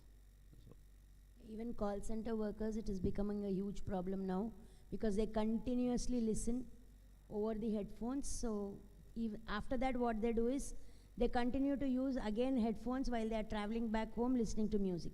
So that is going to harm their hearings. Always inform them that prevention is better than cure. So do not expose yourself to noises which are loud enough to affect your hearing. One more thing. Thank you, Sirisha. So, and the bikers, the young bikers, they had a fantasy of having the different sounds of horns. So whenever we are going on the road, they had a different sounds, which are affecting the surrounding people also. So that some of the members who are going on the road or who are on the road, they are. And I would like to ask our President Hari sir to felicitate the panelists one by one. Thank you, Hari sir. Please felicitate Aparna ma'am.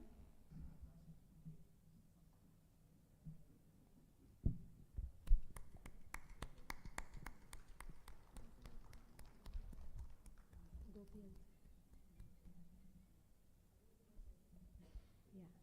So I would also, Aparna ma'am would like to request Dr. Arun Kumar sir to have his felicitation. Thank you, sir, for taking time out for audiologists and speech language pathologists and giving your inputs.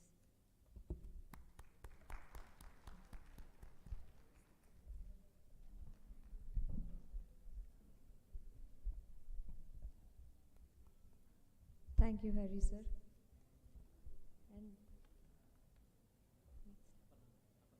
so next I would like to ask Aparna madam to please accept our token of appreciation for being our panelist.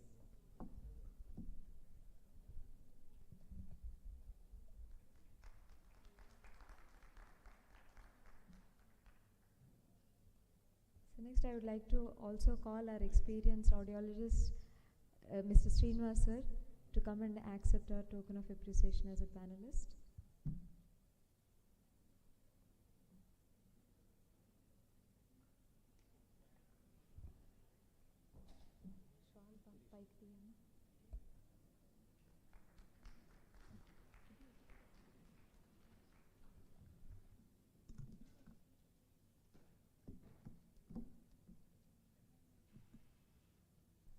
So I would also like to call our founder member, Ms. Sirisha ma'am, to come and please accept our token of appreciation as a panelist.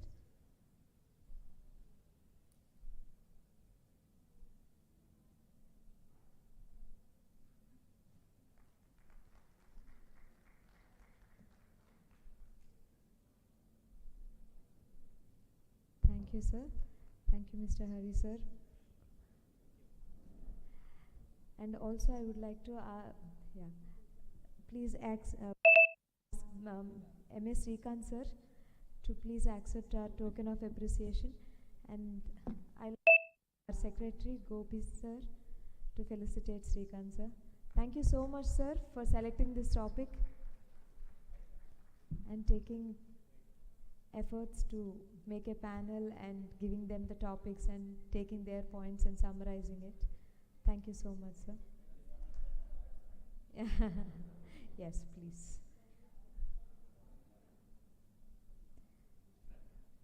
So meanwhile, I would like to ask our next presenter, Dr. Mr. Yugandhar Ramakrishna sir, to be ready for his presentation.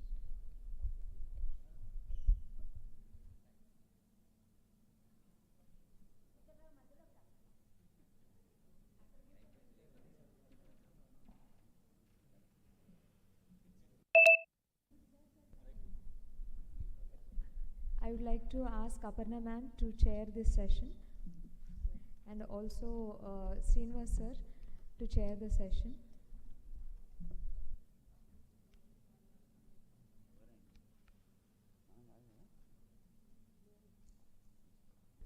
So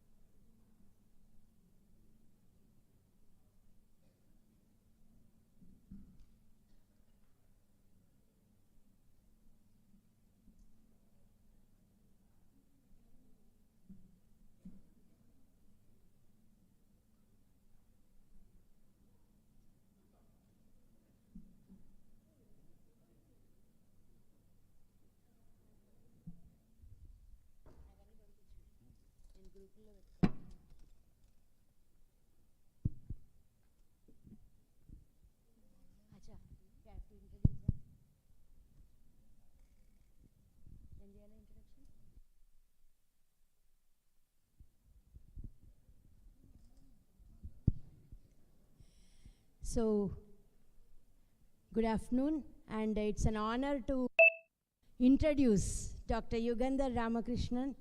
He is a vestibular neuroscientist, professor, associate, doctor of audiology, and former director of Hearing and Balance Center at California State University, USA. Dr. Yugandhar is a specialist in vestibular neuroscience, and he has worked very much in this particular area. He also teaches vestibular courses in assessment and management, electrophysiology, and hearing aids for doctoral students at California State University. He is involved in various vestibular clinical human researches and in vestibular neuro research in animals. He is one of the very few scientists across the world who works on studying vestibular nerve function at the tissue level using the in vitro patch clamp technique, and study the effects of various drugs on vestibular efferent neurons to find out its core function and to improve vestibular compensation in humans. He is also an expert in the in vivo VSEP technique to measure the effect of drugs on live animals with an intention to improve vestibular knowledge and to expedite vestibular compensation in the future. He's a key investigator in collaboration with scientists at State University of New York, Buffalo, and developed a novel technique to inject drugs. His collaboration with top vestibular neuroscientists at the State University of New York, Johns Hopkins University, Maryland, and California State University resulted in multiple publications in highly regarded peer-reviewed American and international journals. And I have read some of his research. It's wonderful. So he advocates the importance of vestibular function as there is an extreme shortage of professionals across the world to help the population in diagnosing and managing vestibular disorders. Unfortunately, due to shortage of professionals with vestibular specialization and serious lack of vestibular awareness in India, patients are left undiagnosed and untreated. So his main aim is to break that international border and come into India with his RASIA clinics, which works for the vestibular evaluations and treatment, and specialize and bring that to India with true state-of-art institute for vestibular and audiology courses in India by collaborating with India and US universities. I hand over the session to you, and his talk is on role of audiovestibular specialist in vestibular diagnosis and rehabilitation. So RRR, the title. And thank you very much. Really appreciate the. I really don't know that I have this much of achievements.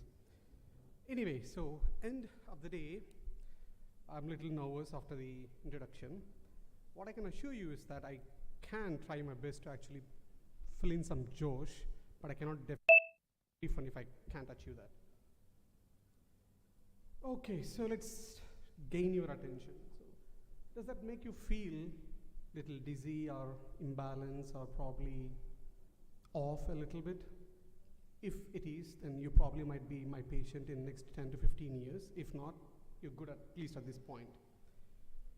So I'm going to talk about the role of audiovestibular specialist in vestibular diagnosis and management.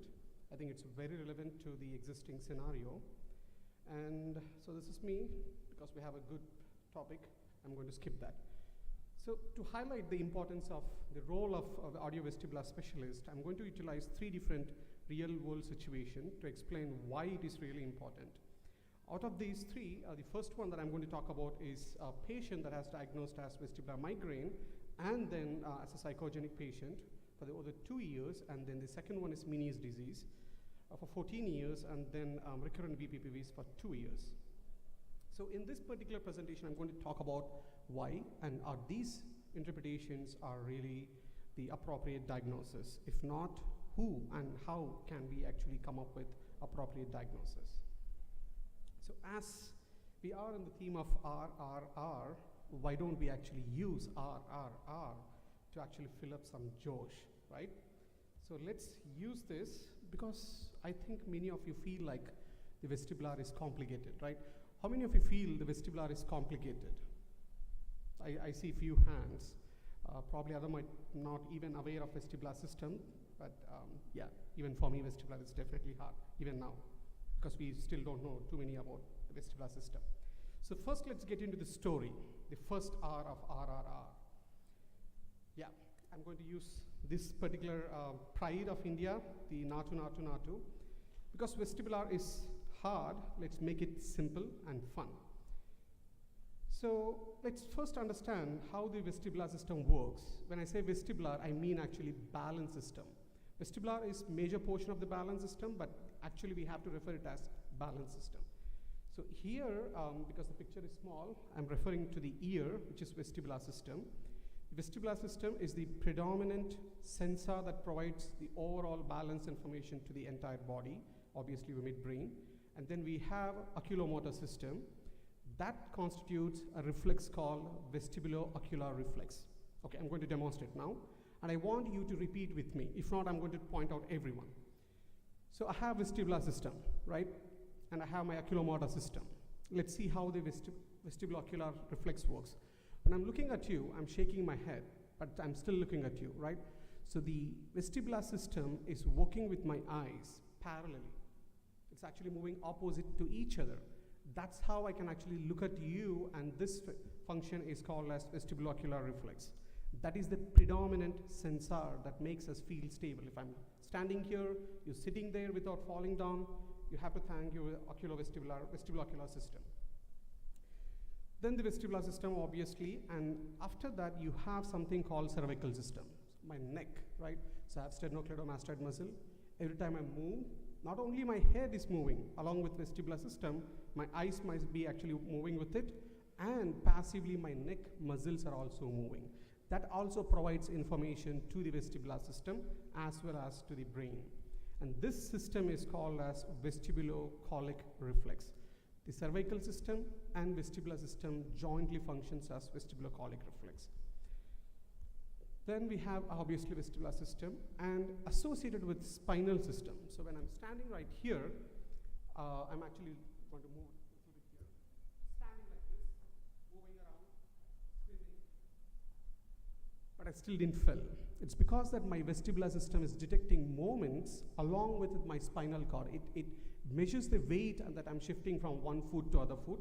So that's the vestibular spinal system and called as vestibulospinal reflex. You have to remember all these because you're going to answer me some questions in the next few slides. So please pay attention. Along with these systems, there are more complicated system which is proprioceptive. So the proprioceptive is an amazing senses, and it should be actually referred as seventh sense because it can detect your anything. It's like your entire body has sensors. It can detect humidity, it can detect that you're actually standing on a hard surface or on a wet surface or even grass, everything. So that is proprioceptive system, along with obviously vascular system, and there are other systems that include central system. So these constitute the human balance system. To learn just this, you probably might need to spend at least 2 different semesters, but I summarized in probably a couple of minutes. Let's actually use these systems, okay? So now you're going to answer me which system is actually actively working on.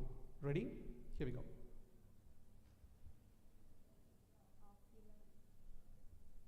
Absolutely right. So vestibulo-ocular reflex. Does anyone have any question about this? It's an amazing step.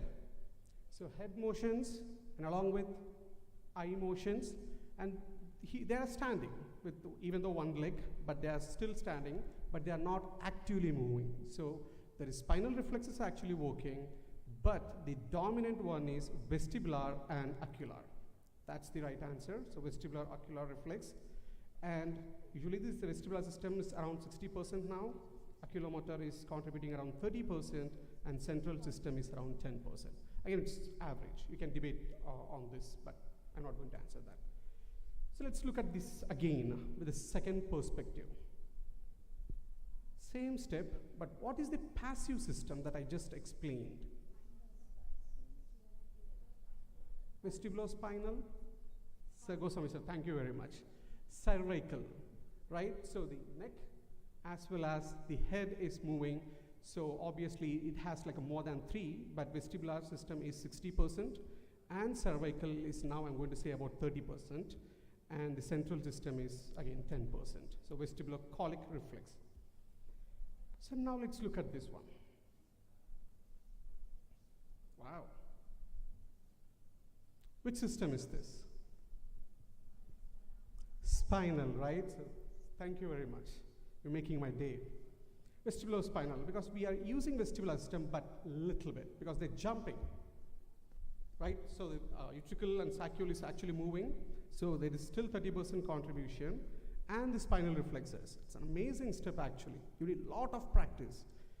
So it's a 50%, and along with that, if you can notice, the central system is contributing a little more, because it has to actually integrate the information coming from vestibular system and then with the spinal system, and the other hidden information here is actually the proprioceptive.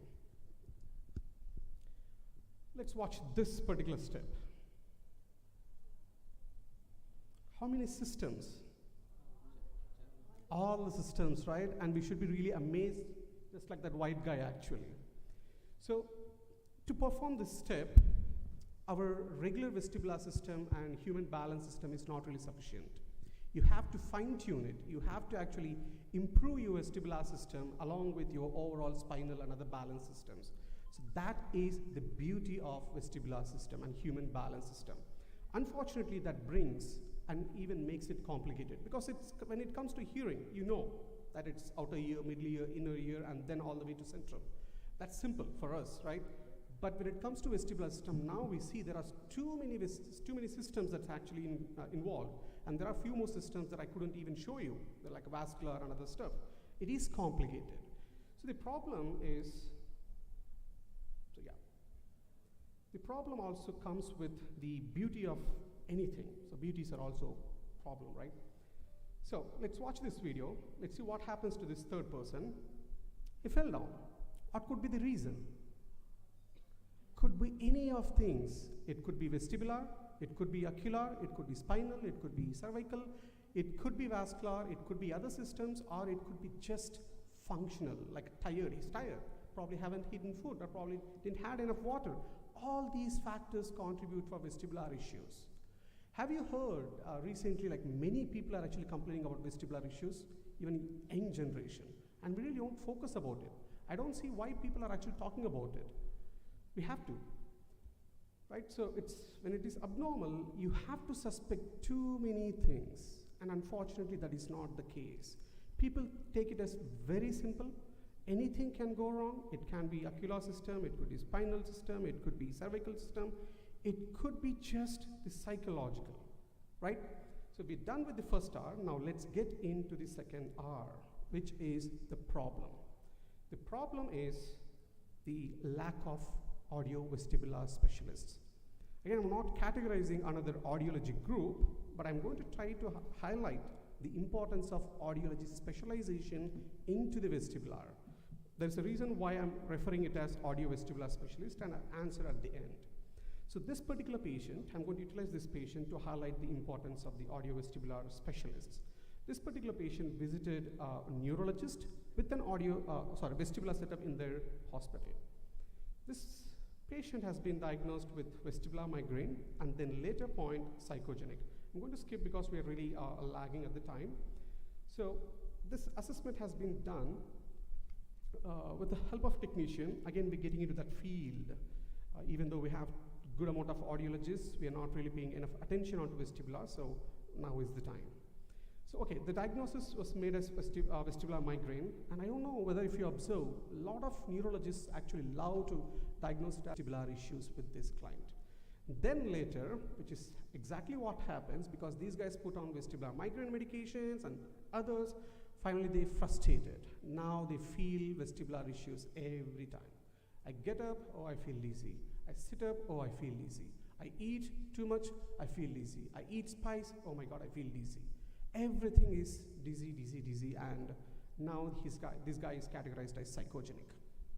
And vestibular migraine, vestibular suppressants, vertigo, oh my god, that's a pocket chocolate in India. Spin-free and SSRIs, nowadays it's getting fame after vertigo. Look at the DHI. The DHI is dizziness handicapped inventory. This particular patient is on medications for 2 years, and the DHI, the higher score indicates the worst life, is living in a hell after 2 years of treatment. Why is this? Let's see what happens if this patient could actually visit a proper audiovestibular specialist, such as probably, let's say, take it as Aish or probably NIMHANS, which is this team as led by actually audiovestibular specialists.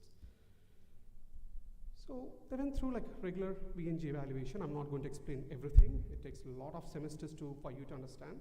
But these are the tests that we commonly go through during VNG evaluation. Everything come out to be completely normal up to the VNG evaluation. Let's look at the caloric test. This is a caloric recording of this particular true patient. Indicates a borderline right weakness. If you only look at this caloric, and if you're really not confident with your vestibular testing, you may say it as actually normal. And I cannot debate with you because it's still borderline. It is truly borderline, it's only 30%. And if you don't have VEMP at your clinic, you really don't have any further evidence. If you're thinking about vestibular, add VEMP. It really helps you in diagnosis.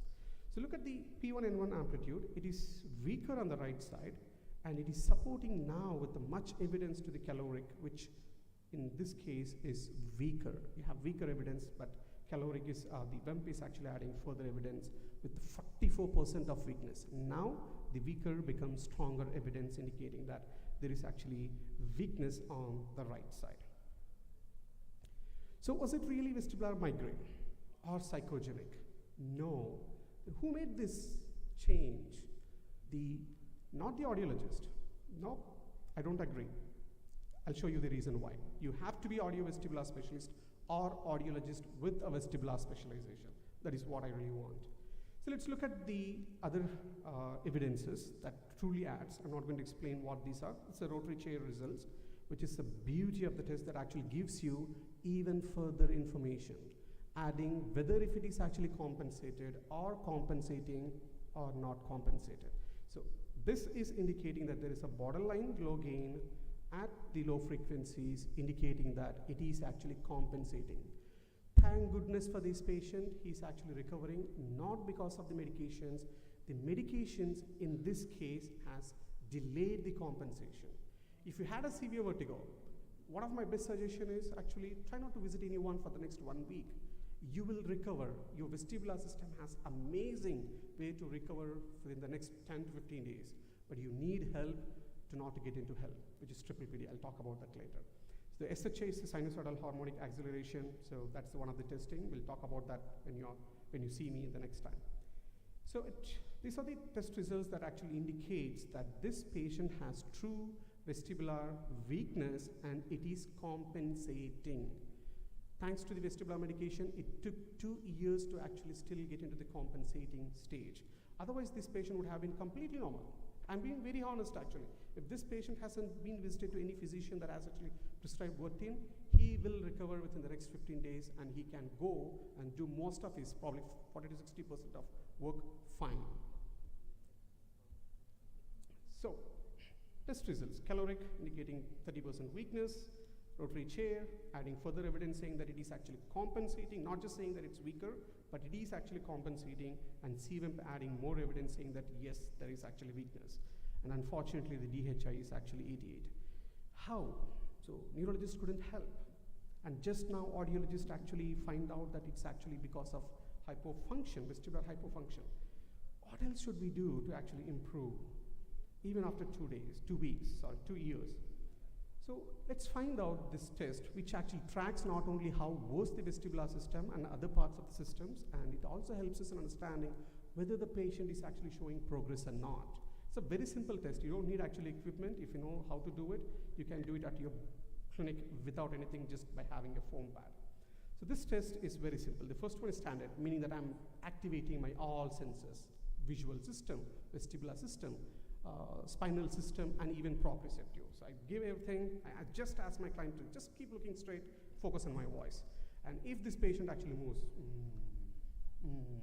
then I know probably all of his sensors or few of his sensors are actually affected. That is standard in the first step. So this patient showing a very significant abnormal responses, even in standard. Second one is proprioceptive. I just asked this client to actually close his eyes. So when we close his eyes, and I'm not actually moving this client, right? It's just stable. So vestibular system is not activating. It's just stable. It's not moving. So vestibular system is off. Vision is off. The sense that he's relying on is proprioceptive. It's not moving, not dancing, right? So it's not with spinal, but it's just the proprioceptive. And even in this, we're looking at poor results. Okay? And with the vision open, and I used foam. By taking foam, I'm eliminating the proprioceptive. So now the proprioception is gone. He has to either depend on vestibular system or vision. That's exactly what we're actually looking at. The predominant one is vision. So even in this, he scored very poor. Let's look at the vestibular. Now I asked him to stand on the same foam pad and closed his eyes. So now he has to rely on vestibular system. So very poor. If you look at all the results, in every aspect, all 4 senses, he could not actually rely. Why? But in previous test results, what we saw is vestibular weakness on the right side. But here, he couldn't use any of these systems, or it's showing as completely abnormal. Any ideas?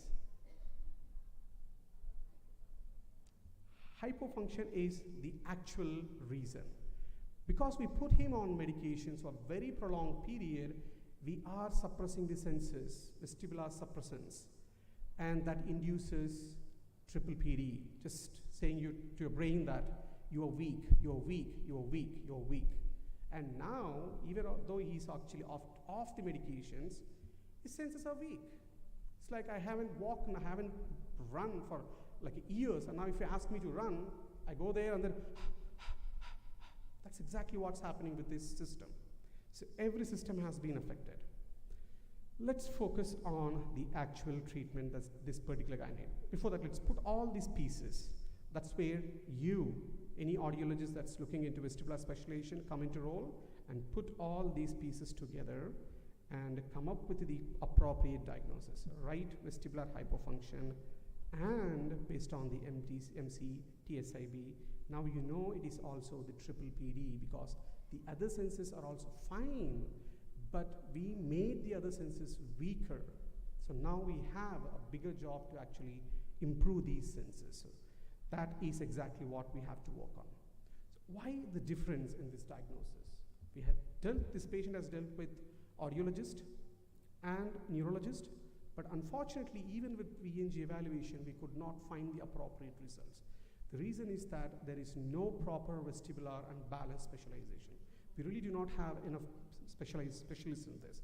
I get patients, I get calls from different countries and different places, and people travel all across from different countries. Do you understand the importance, and do you know how it feels actually? That actually feels like hell. They spend more money than your hearing aid actually. So how much it makes a difference in patient's life, a life-changing difference. And why no improvement so far? Because of the misdiagnosis, and the core reason is really do not have enough specialists. And whoever that we have, either is a technician, probably 10th pass, or probably so-and-so, or we do not have enough knowledge. And this is where I'm going to actually urge all associations and institutes to actually start looking into vestibular. This is the time that we actually expand audiologist scope into vestibular, because this is the another future. So, treatment and outcome. Without treatment, there is no point of doing all these things, right? We just used a traditional VRT program, specialized, and we first started actually working on the triple PD, not on the hypofunction, because without the senses, without the patient realizing that I have all senses fine, but it's just that I haven't been using it, right? So we started using this VRT, traditional VRT, nothing fancy. Within the 6 weeks, do you see the difference in the standard? Now he's utilizing all senses fine. Now when we're doing this test, is completely fine. And proprioceptive, because his proprioceptive system is completely fine, now it actually came back. And vision, yes, he doesn't have any blindness, so it's completely fine. But it's only 6 weeks. It's only 6 weeks. After 2 years of medication, he has recovered his 3 different senses. And now he can come to completely fine in most other scenarios. But during complex situations, which is in vestibular, such as like turning quickly or probably standing up quickly, induce a little bit of imbalance issues, but that has been taken care probably in the next 6 weeks. We already took care of this patient, but I don't have updated information. What are the treatment strategies that we followed? We really did nothing fancy. It's basic idea that, okay, now we know what happened. We first limited vestibular suppressants. He was still using actually after 2 years, just limited vestibular suppressants, and then gradually reduced SSRIs. We cannot stop SSRIs immediately. And we actually first started with the traditional VRT, focusing predominantly on the triple PD, and then VRT. And finally, some advanced virtual reality to actually overcome the triple PD issues. And this patient is completely happy now. Happy story. After DHI, 6 weeks, just within 6 weeks, as you can see, a significant difference. So that is what you can give a life, happy life to a patient. That's the change a vestibular specialist in vestibular specialist in audiology, or audiologist in vestibular specialist can provide. Let's see the second one. This is where I'm a little guilty actually. The second patient actually visited to audiologist. Babu, laddu aa gaya. So this is what we feel, right? Most of audiologists, when I see like audiogram with hearing loss, okay, now I have a laddu, in case there's two laddus. Unfortunately, that's exactly what happened, even though the patient complained about oral fullness, tinnitus, and fluctuating hearing loss. At least that's what the patient mentioned to me. This patient was, unfortunately, this audiologist is actually intelligent, that he did actually get medical clearance from ENT, and then he fit hearing aid. He was doing the right thing. He did actually send to ENT, but unfortunately, they did not consider the vestibular evaluation. The patient was not really happy with the hearing aids, and because it makes him feel uncomfortable, and the hearing loss is actually fluctuating. Then he visited to another ENT with the vestibular setup, again had a technician, not audiovestibular specialist or vestibular audiologist. So, diagnosed as Meniere's, the history is very classic, oral fullness, tinnitus, fluctuating hearing loss. I've seen many ENTs love whenever they just see these symptoms, no recommendation, no tests, nothing, Meniere's, put them on Vertins. And diagnosis as Meniere's CHAMP test. CHAMP is gone, but I have to do something, and we have to do something to actually inform ENTs to actually stop referring for CHAMP. CHAMP is not in production anymore. That test is gone. It's not widely accepted, but still people go for this, and I never seen a proper CHAMP report yet. Please, please educate your clients and any associated doctors that CHAMP is not to go test for Meniere's. Please. So VNG responses, they did VNG and CHAMP turned out to be positive, but the report is crap. I'm sorry to say, but that's crap.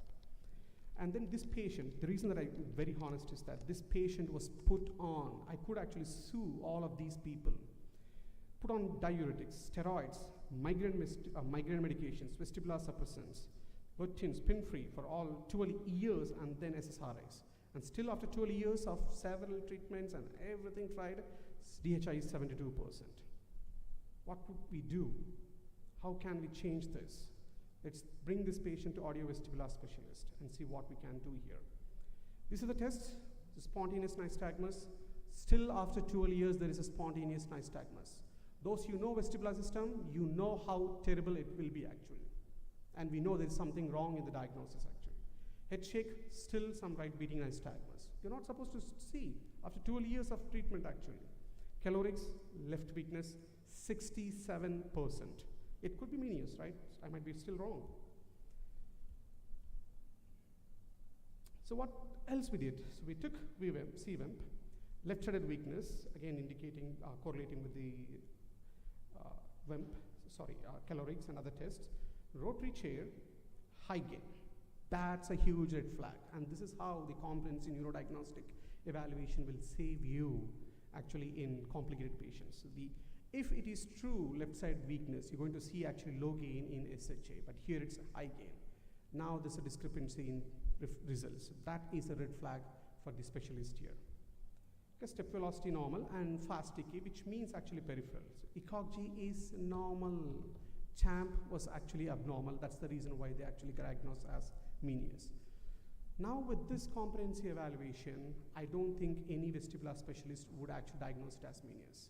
Now think, if you are the patient that went through diuretics and Meniere's medications, migraine medications, suppressants and all those things, how furious would you be after receiving that all of your diagnosis is wrong?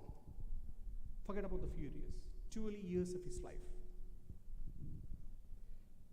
So this is the audiological evaluation, completely fluctuating, and he's still yet on the hearing aids even with uncomfortableness.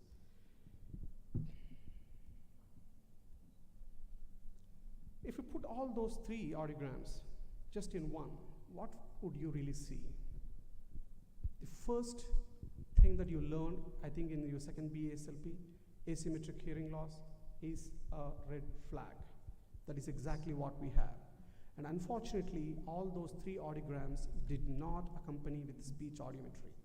Question your 6 years of degree and why you're not actually doing speech audiometry, right? This is a classic red flag, asymmetry to speech audiometry. This is exactly what you get. It is not Meniere's. We forget what we had. What are the red flags? Asymmetric hearing loss, poor speech course in the worst ear, and pulsatile tinnitus, another red flag.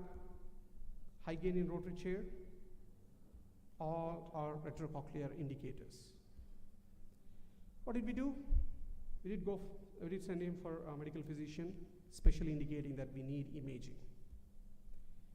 So, putting all these pieces together, bilateral, so caloric indicates hypofunction, left weakness, and rotary chair is actually contraindicating, which is indicating both central as well as peripheral. That is exactly what we had. First, we indicated as vestibular hypofunction, considering all those tests, and MRI came out, indicating that's actually IAC, vascular lobe, artery compressing the auditory and vestibular nerve, not meniscus.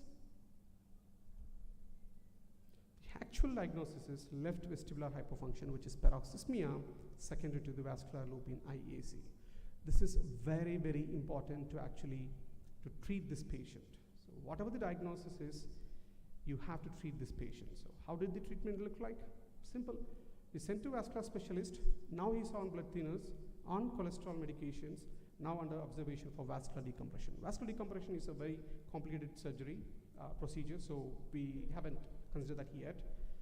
And vestibular rehabilitation, because he's going through hell for 12 years. Obviously, he's on triple PD signs as well, so we did utilize vestibular rehabilitation to promote balance and progressive tinnitus management for tinnitus, because that is also terrible in vascular lobe conditions. Change in lifestyle. So reduce movements that actually compresses any portion of the arteries that are actually extending to the brain, because that can be life-threatening sometimes. So DHI outcome, after just the diagnosis and sending him to the vascular specialist, putting on those 3 medications, changed his DHI. Not even with VRT actually, just 2 weeks or 3 weeks of VRT actually, not even 6 weeks, I'm pretty sure about this patient.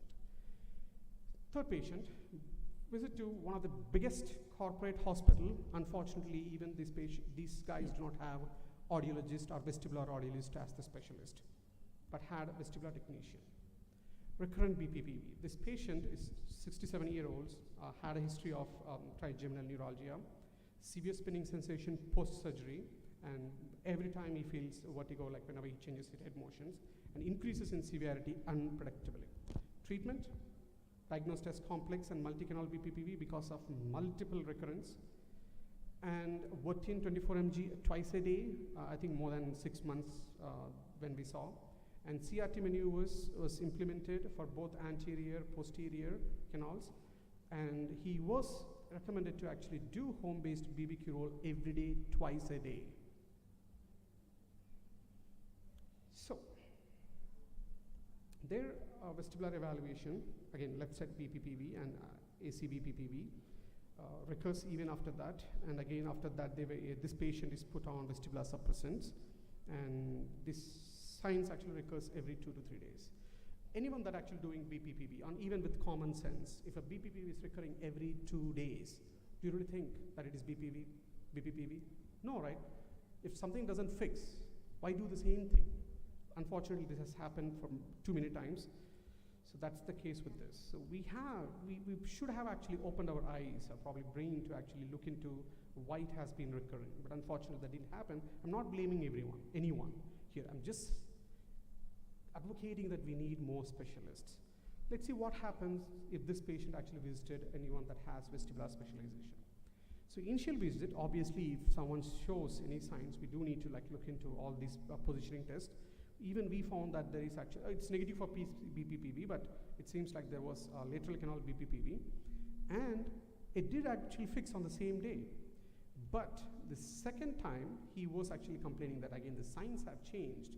Considering this, I would be fool again if to consider BPPV, so we changed the pattern. Now we get into comprehensive vestibular evaluation.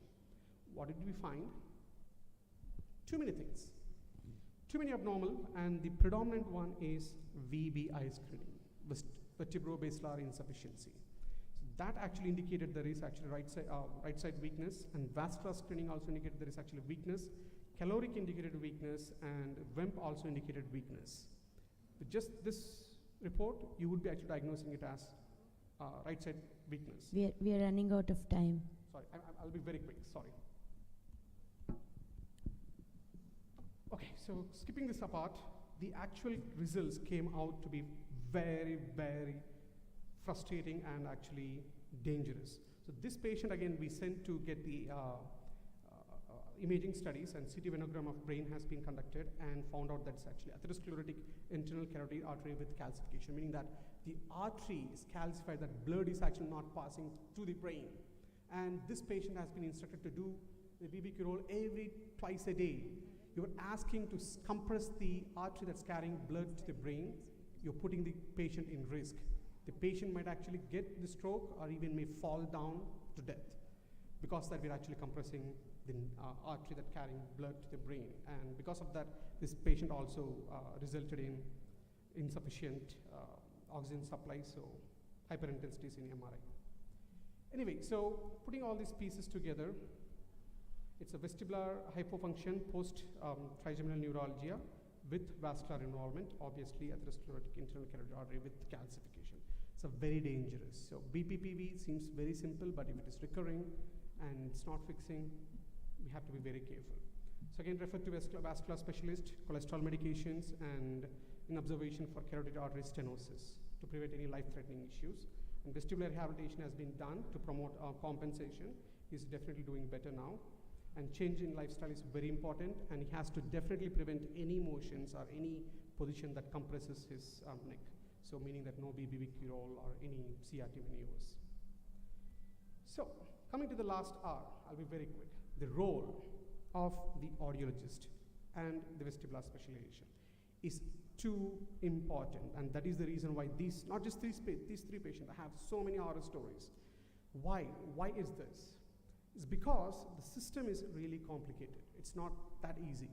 And if you can see, the vestibular system comes under us and ENT, and spinal system comes under probably neurologist and other specialists. Cervical probably taken care by mostly physiotherapist, and oculomotor system probably other specialists. Does any single specialist work on all these things? No. That is the primary issue. We think the vertigo or imbalance probably is coming from vestibular, or probably it's simple. It is really not. Because of this complexity, we need complex education and complex knowledge in it. And that is what I'm actually trying to advocate for. Okay? So this is the effect of audiologist. I'll be very quick. The effect of audiovestibular specialist on the diagnosis has changed the diagnosis, obviously resulted in a better management for these, has changed their life, truly life. So all three patients, amazing. I'm going to show you a quote. So this wouldn't have happened without VRT. With just diagnosis, you're not going to change their life. You need to have vestibular rehabilitation. You have to understand each patient need specific vestibular rehabilitation technique. It's like art. It's not something that you see in YouTube and go for a therapy. It's not like a speech therapy in online. You have to assess based on the client. Unfortunately, this is unpublished stats. The peripheral vestibular loss patients are actually on vestibular suppressants, 72%. And this is the first thing that we should not do. And unfortunately, 72% of the patients are on vestibular suppressants. And the remaining 28% are following brochures or probably YouTube videos. So how can we fix this? Obviously, we have to focus on VRT, and to recover the lost balance, either you lost the vestibular system, you lost the cervical system, you lost the spinal system, the other systems can actually compensate. That is the beauty of the balance system. Even though it is complicated, you can change a 90% of the patient's life for the better. Okay, so any of these functions is gone, you can actually recover. It's a loop because of this lack of audiovestibular specialists and lack of appropriate treatment or VRT strategies, and no multidisciplinary approach, and lack of neurodiagnostic evaluation, and unavailability of vestibular specialized clinics or centers, and lack of patient and physician awareness is leading to this loop.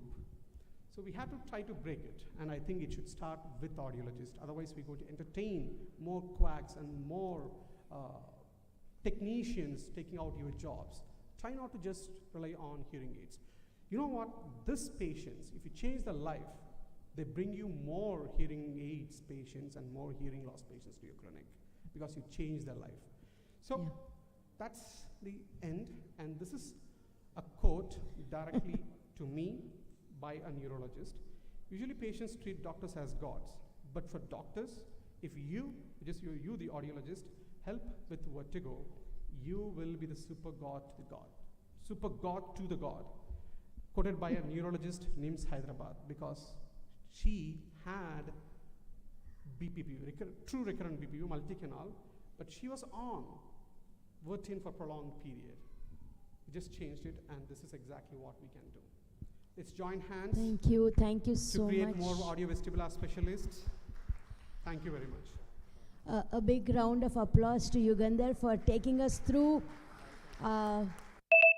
vestibular system in half an hour. Thank you so much, and I would recommend all of you to visit him, talk to him, learn more about vestibular.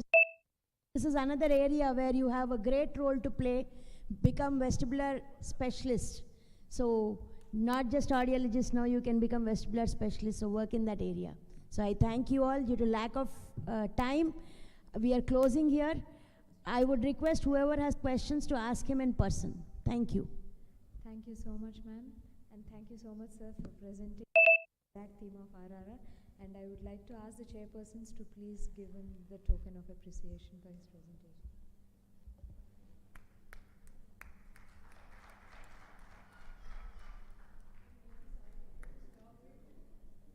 I hope the oral presenters are ready.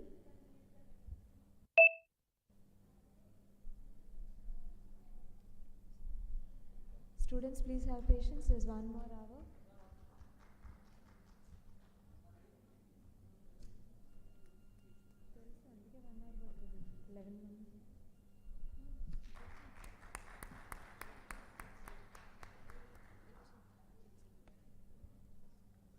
I request the chairpersons to stay to take the token of appreciation from the secretary.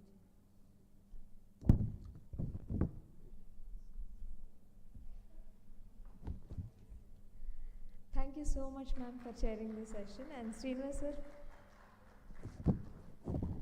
thank you so much for chairing this session. Thank you. We are coming to the oral presentation. This will be the end of the program for day one. I hope all the oral presentation presenters are ready. We are 11 of them, and each one will be having 5 minutes. And as we have announced earlier, students, please stay. We need a group photo to submit for the RCI. The first presenter, shall I announce the name? Miss Neha Jain, ma'am. Thank you, and ma'am, you have 5 minutes. Thank you.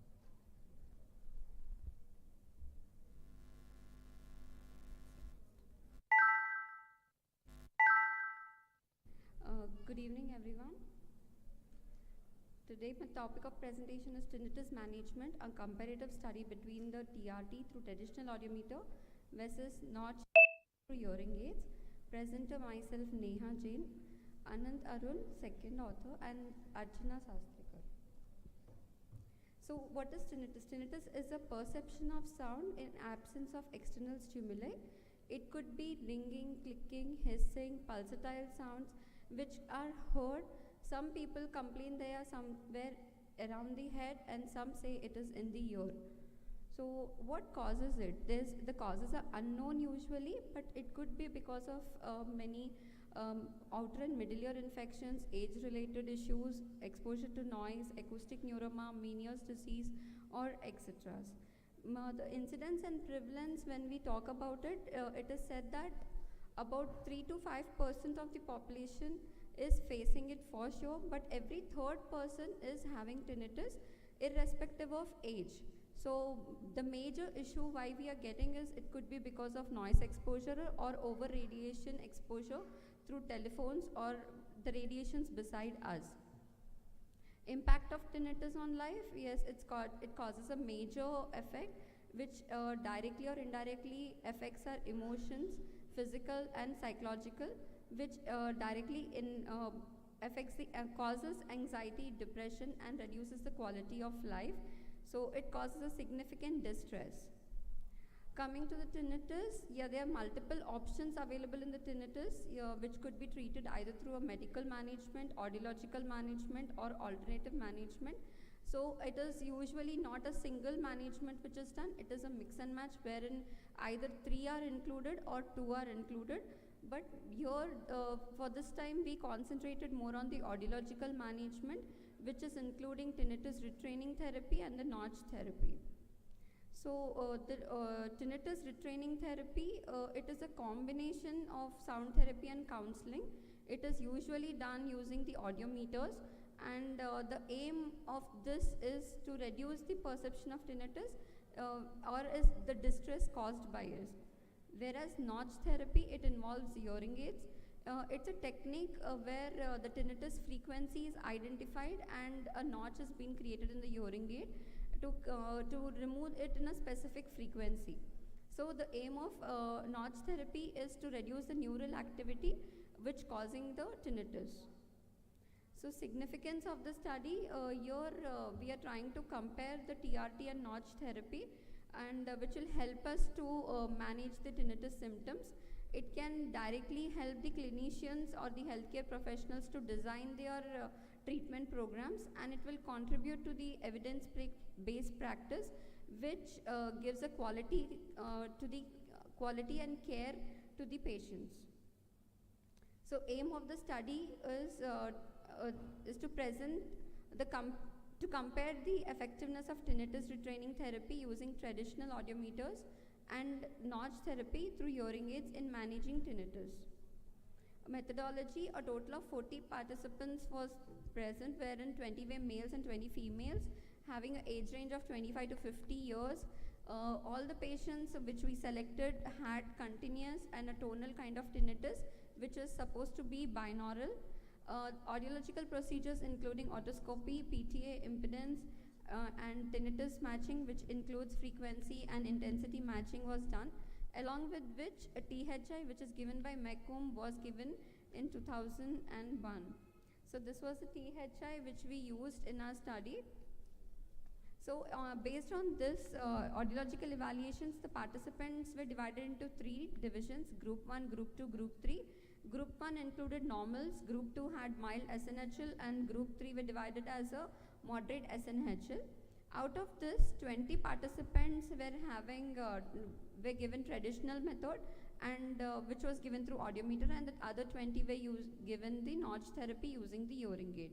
So this study was carried out for a duration of 2 months.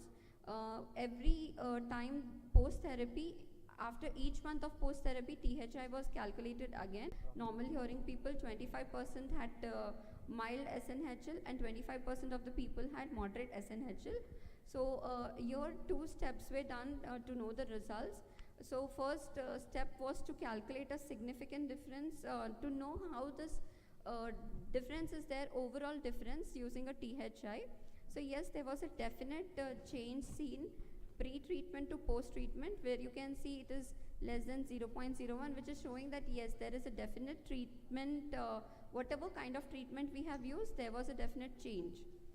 So the second step was wherein we checked in how these 2 different methods which we have used is helping the patient to improve from tinnitus. That is a traditional method, and the other was a notch therapy. Yes, there was a significant difference present with both the treatments. Both the treatments are useful, but when comparatively seen, notch therapy is more beneficial in treating the tinnitus rather than the traditional treatment method. So coming to the conclusion, here both traditional audiometer and notch therapy through hearing aids have shown promising effects, while TRT focuses on habituation and reducing emotional distress, whereas notch therapy helps in treating the frequency-specific tinnitus. So this helps us, this further research is needed to compare the differences and the effectiveness on a long-term exposure. And the limitations here are, it can be done on a larger populations, gender-specific, and on a high-frequency hearing loss, wherein which we had seen that though we are mentioning normal hearing sensitivity, still few of our patients were showing sloping hearing loss. But because the PTA was seen as normal, we considered them into a normal population. Hence, further studies can be done based on the high-frequency sloping hearing loss. There are no other conflicts, and these are my references. Thank you. Thank you, ma'am. Thank you so much. Now I would like to call upon Islarasan Selvakumar for comparison of air conducted induced in MVM and CVM in individuals with noise-induced hearing loss.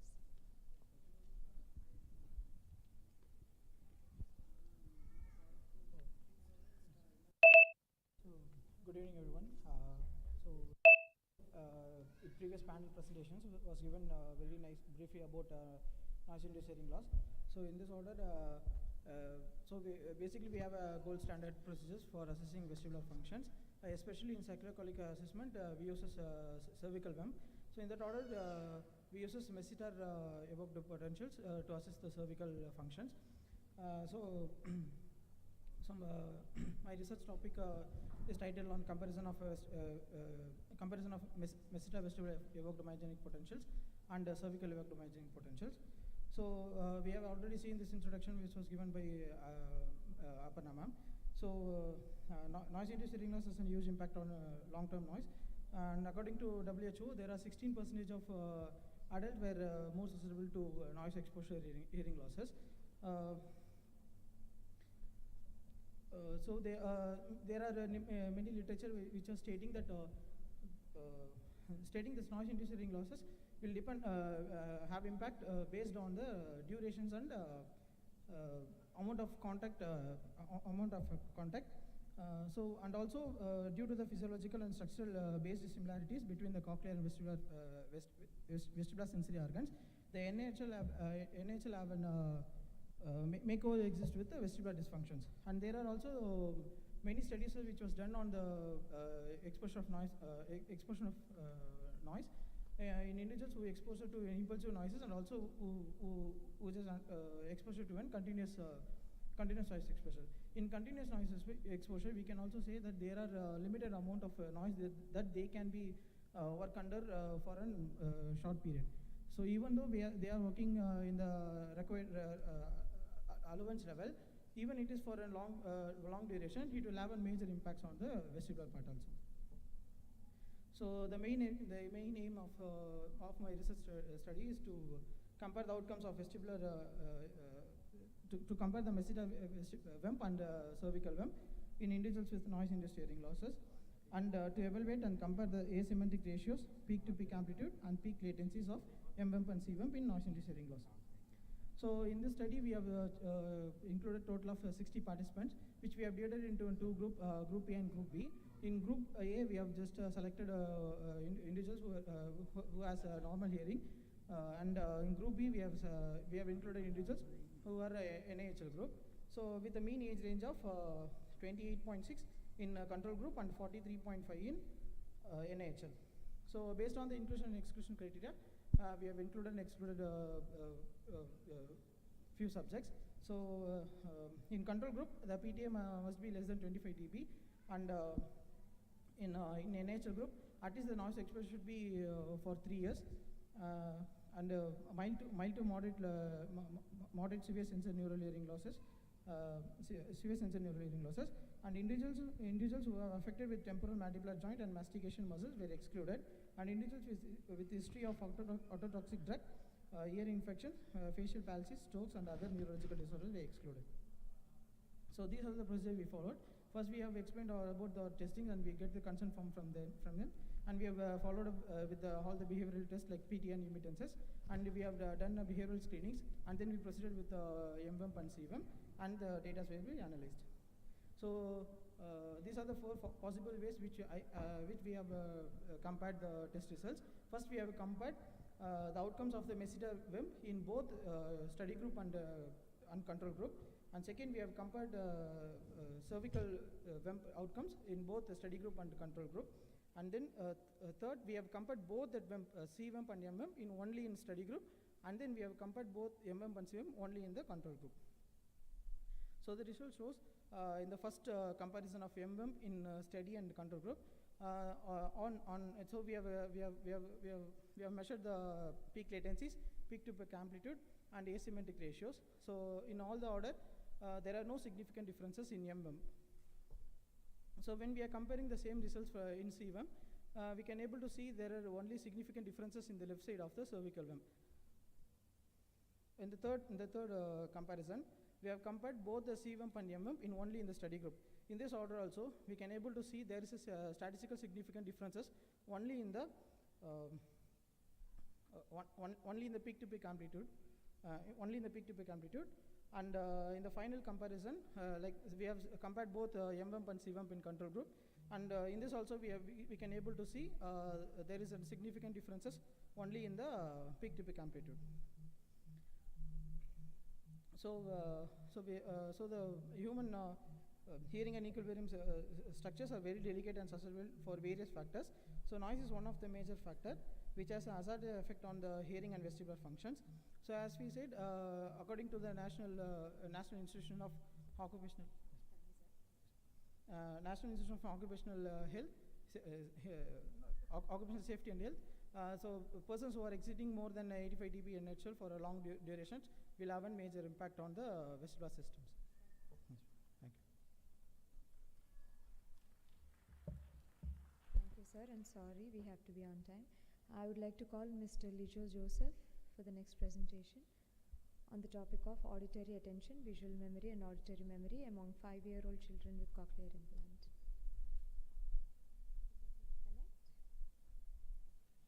It's already there, it's not the same? Okay.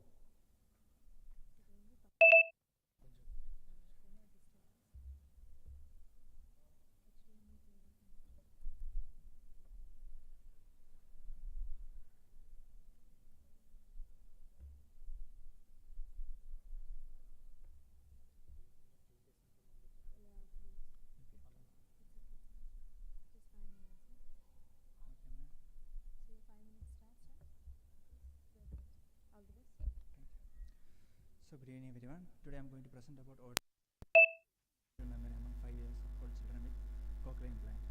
So let's start the presentation by asking what is cognitive linguistic ability. It is the capacity of individual to understand, process and use language for various cognitive tasks such as thinking, attention memory, reasoning, problem solving, communication. It is also important for human interaction as well as learning. Let's say cognition. This is a process an organism uses to organize information. It will help in perception, attention, understanding and memory. When a child grows, cognition also develops. While coming to attention, it is a cognitive process that allows us to choose and concentrate on relevant stimuli. There are different types of attentions: arousal attention, focus attention, sustained attention, selective attention and divided attention, which is given by Solberg and Metter on 1989. While coming to memory, it is a stored representation and process of encoding, consolidation and retrieval through which knowledge is acquired and manipulated. It will help in language acquisition and learning. For achieving these three aspects, we need audition. Audition plays a crucial role in development of cognition, attention and memory in children. If the audition is impaired, that is in children with hearing impairment, these aspects will be affected. Audition is the transduction of sound waves into neural signals that is made possible by structure of ear. For improving the audition in children with hearing impairment, we will use cochlear implant. For assessing the cognitive linguistic ability in children that have various tests, some of them are cognitive linguistic assessment protocol, which is developed by Pavitra on 2010, and second one is Kaufman assessment battery for children, developed by Kaufman on 1983, and third one is cognitive ability test, developed by Robert and Hagen on 1978. The need of the study is to find out the interaction between cognitive and linguistic skills of children with hearing impairment will further help in their management. So aim is to assess the cognitive and linguistic ability of 5-year-old children who is received cochlear implant with focus on the auditory attention, auditory memory and visual memory. While coming on to the methodology, we have taken the study cognitive linguistic assessment protocol in children developed by Pavitra, which have 5 domains. So in our current study, we have taken 10 children with 5 males and 5 females with chronological age of 5 to 6 years and with 1 year of hearing age, without no neurological problems, ANSD, visual deficits, and mainly focusing on auditory attention, auditory memory, and visual memory. For tasking, we have done several tests on each domain. For first domain attention, digit counters, sound counters, and auditory counters. For the second domain, we have done digit forwarders, word recallers, and digit backwarders. And visual memory, we have done picture counting test and simple alternative sequencing. The results were analyzed and calculated in mean and standard deviation for different auditory attention, auditory memory, and visual memory. And by using Pearson correlation, it shows a low correlation between auditory attention and auditory memory, auditory attention and visual memory. But coming to the correlation between auditory memory and visual memory, it shows a moderate correlation between the test, picture recall test and digit forward test, picture recall test and word recall test, and there is a low correlation between picture recall test and digit backward test. And there is no statistical difference between the mean of auditory memory and visual memory by using paired t-test. And the comparison between the experimental group and control group for auditory memory and visual memory by using man-Whitney test, it shows a low correlation. By coming to this conclusion, an interrelationship between cognition and language, especially components like memory in auditory and visual mode, does exist. The children with hearing impairment shows less correlation between this concept compared to the typical children. This indicated that it will be useful for therapy session because visual and auditory modes are used simultaneously to improve attention and memory skills. To expand language is to expand the ability to think. In young children, thinking develops hand in hand with language. The limitations of the study are small sample size and the attention skills for visual mode has not developed.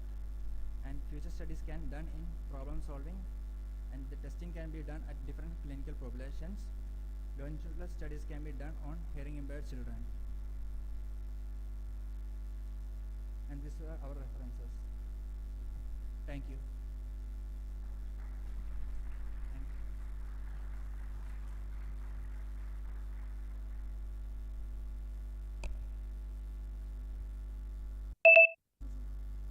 Next also. Thank you so much, and I would like to also call Mr. Rachel James. Miss Rachel James. James or Rachel? No. She's going to present Unmasking the Silent Bond, investigating the link between chronic rhinosinusitis and hearing impairment.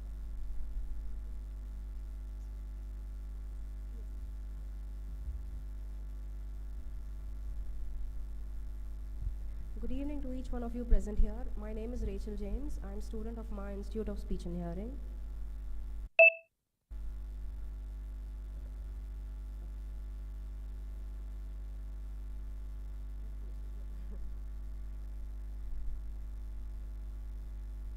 My topic for today is Unmasking the Silent Bond, investigating the link between chronic rhinosinusitis and hearing impairment. This presentation is being done under the guidance of Mr. Jish Chaku. To begin with, as we all know, hearing loss is a prevalent global health condition affecting approximately 63 million individuals in India and 466 million individuals worldwide, according to World Health Organization. Among the countless health concerns that we know worldwide, chronic rhinosinusitis is one health condition which is often very much overlooked and not really bothered about.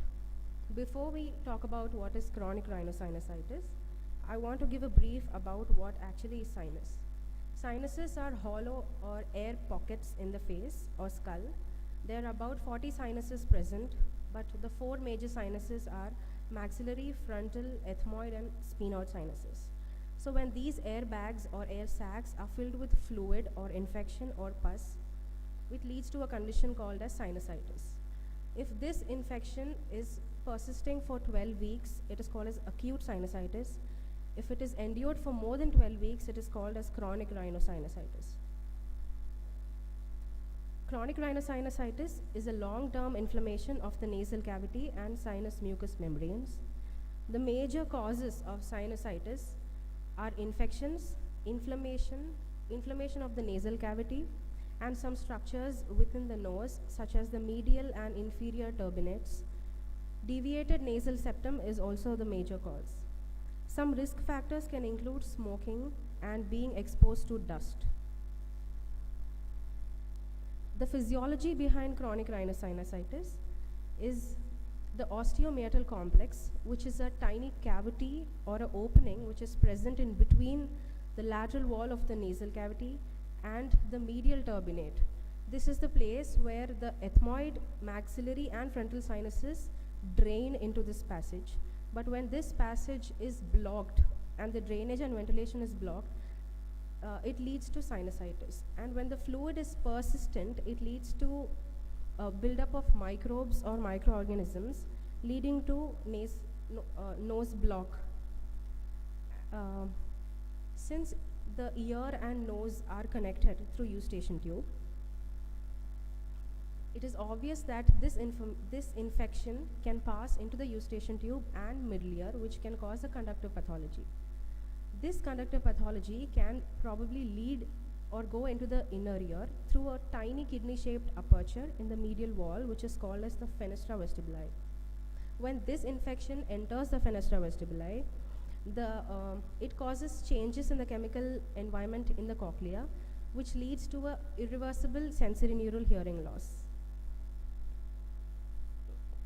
The major symptoms of chronic rhinosinusitis are nose congestion, runny nose, sneezing and headaches, hyposmia, anosmia, oral fullness and ear blocks. The aim of this study is to explore incidence of hearing loss in individuals with chronic rhinosinusitis. We conducted a study on 2,000 individuals who presented to my ENT hospital in the span of 1 year. They were eventually diagnosed with chronic rhinosinusitis.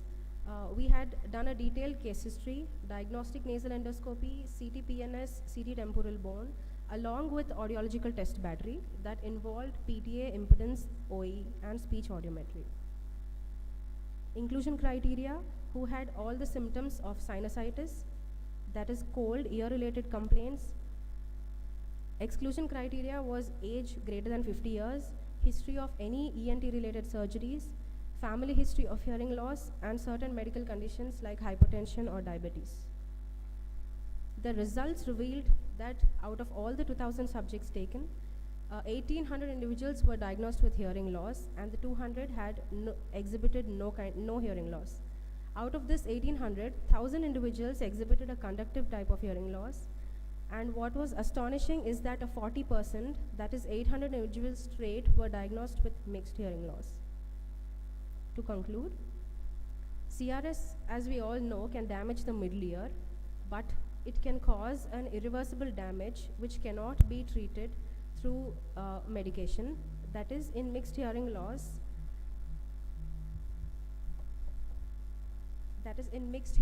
the conductive component can be resolved with treating sinusitis, but the sensorineural hearing loss is permanent.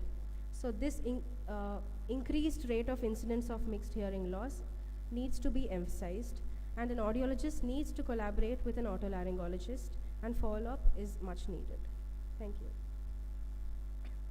Thank you so much. Next, I would like to call upon Ms. Goldie Blue.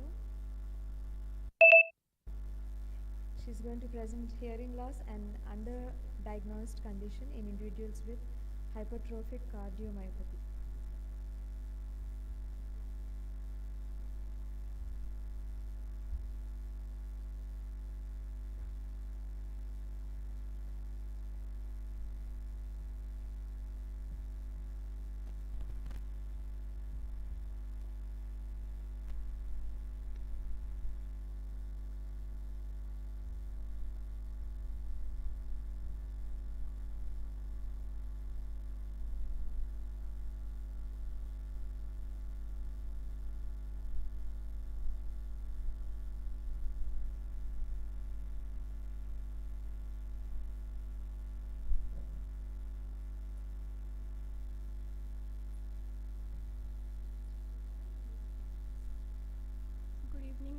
present here. My topic is underdiagnosed condition, individuals with hypertrophic cardiomyopathy.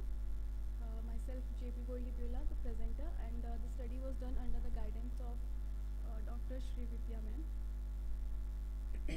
Starting with the introduction, hypertrophic cardiomyopathy may be a disease during which the heart muscles become abnormally thick, and because of the thickness, it becomes harder for the heart heart to pump blood. So these effects include fatigue, reduced mobility within the limbs, and a few degree of failure within the functioning of major organs like liver and lungs. So what are the characteristics of hypertrophic myocardiopathy? Are left ventricular hypertrophy, diastolic dysfunction, and hypercontractibility. So what were the aims and objectives of the study? To assess the impact of SCM on hearing ability and to compile the audiological profile of SCM patients to evaluate its impact on hearing ability. So 40 individuals with age range of 30 to 50 years. They were divided into two groups. Group 1 included 20 individuals with HCM, and group 2 included 20 patients with non-HCM.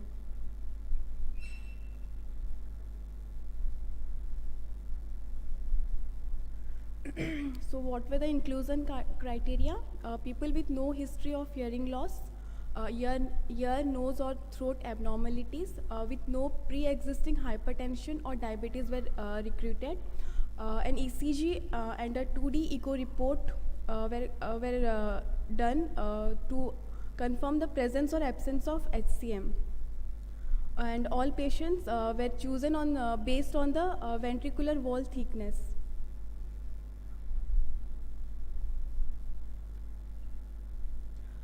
Tests included PTA, speech audiometry, and tympanometry. Along with that, statistical analysis were done, which included mean and standard deviation, independent sample t-test, mean YTU test, chi-square, and Kolmogorov. So what were the results found? 30% of patients were diagnosed with moderate level of SNHL, whereas 62.5% were diagnosed with mild SNHL, and 7.5% were with moderate SNHL. And these are the statistical analysis. So in this study, 20 patients who were diagnosed with SCM, they were found to have bilateral minimal to moderate level of SNHL. And these findings of the present study, they were in line with the previous findings of in a family of 36 subjects. From them, 17 had SNHL. And their hearing disorder, it started within the postlingual period during their first 10 years of life. So what can be the future implications for this study? Audiological assessment should be made mandatory for all the SCM diagnosed patients. Along with that, people should be aware about the high chances of acquiring SNHL if they have any heart-related disorder. Coming to the conclusion, in this study, all 40 years of the SCM patients demonstrated SNHL ranging from minimal to moderate degree, and also has a severe impact on the auditory system. Apart from that, the auditory measures showed statistical significant differences in HCM patients and non-HCM patients. So for acknowledgement, we thank all the participants in the study and the concerned medical professionals who have supported us in the entire process. So these are my references. Thank you. Thank you so much for being on time. I would like to request to call Mr. Stephen for auditory stimulation in auditory maturation delay, please.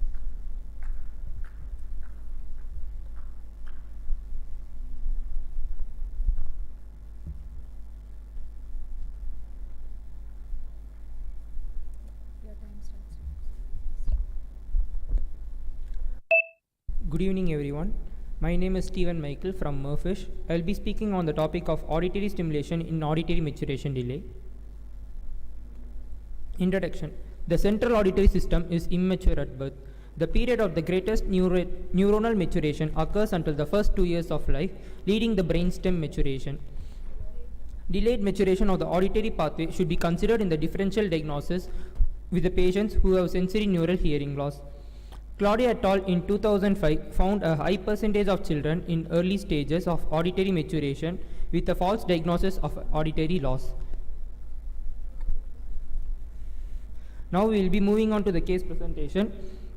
A 6-month-old child male came to the department with a complaint of not responding to sounds. The child had a birth history of birth asphyxia and was admitted in NICU for 20 days. The motor development of the child was delayed and head control was not completely achieved. The ENT as consult recommended the child for an audiological evaluation, radiological and genetic testing.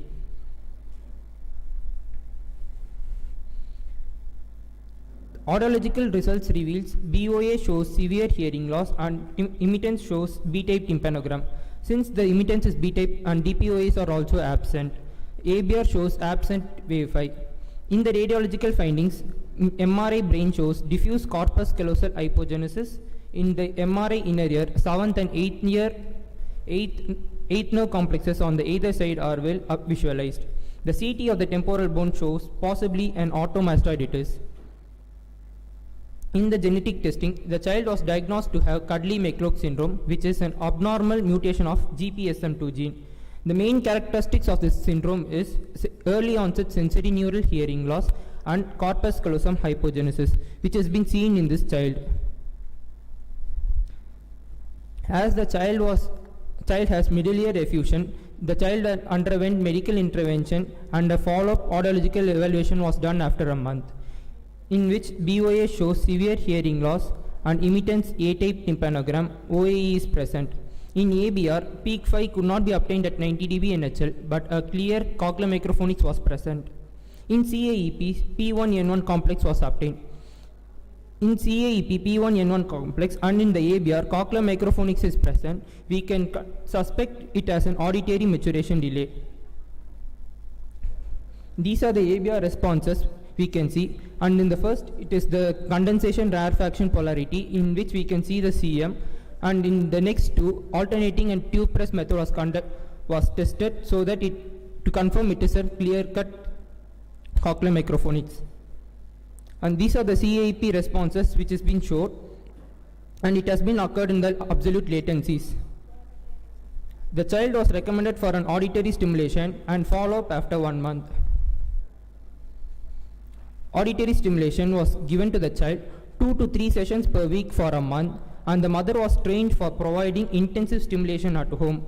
The main goals of this stimulation is localization to the sounds in a vertical and horizontal axis, improving the awareness of the link sounds and LTL at varying intensities and distances. The responses observed post 1 month is cessation to activity, startled responses, eye blinks are observed to the conversation level of sounds in environmental sounds. Audiological testing post 1 month of auditory stimulation has been taken, in which ABR peak 5 could be obtained at 30 dB NHL in the right and 70 dB NHL in the left ear with clear and replicable cochlear microphonics. In CAEP, P1N1 complex is present in the right and in the left, along with P1N1, P2N2 complex was also present. We move on to the discussion, in which the first column shows the results of the first detailed evaluation, and in the second column it shows the follow-up after 1 month, and in the third column the follow-up after post 1 month of auditory stimulation, in which in the first detailed audiological evaluation B-type tympanogram was shown, so that the child was undergone medical management for after 1 month it has been showed as A-type tympanogram. But in the ABR, clear and replicable cochlear microphonics is present with the P1 and N1 complex in CAP. We can indicate it as an auditory maturation delay. Post auditory stimulation, ABR peak 5 could be obtained at 30 dB NHL in the right ear and 70 in the left ear. It shows right ear advantage, and in the CAEP, P1 N1 complex along with P2 N2 is present in the left ear, shows left hemisphere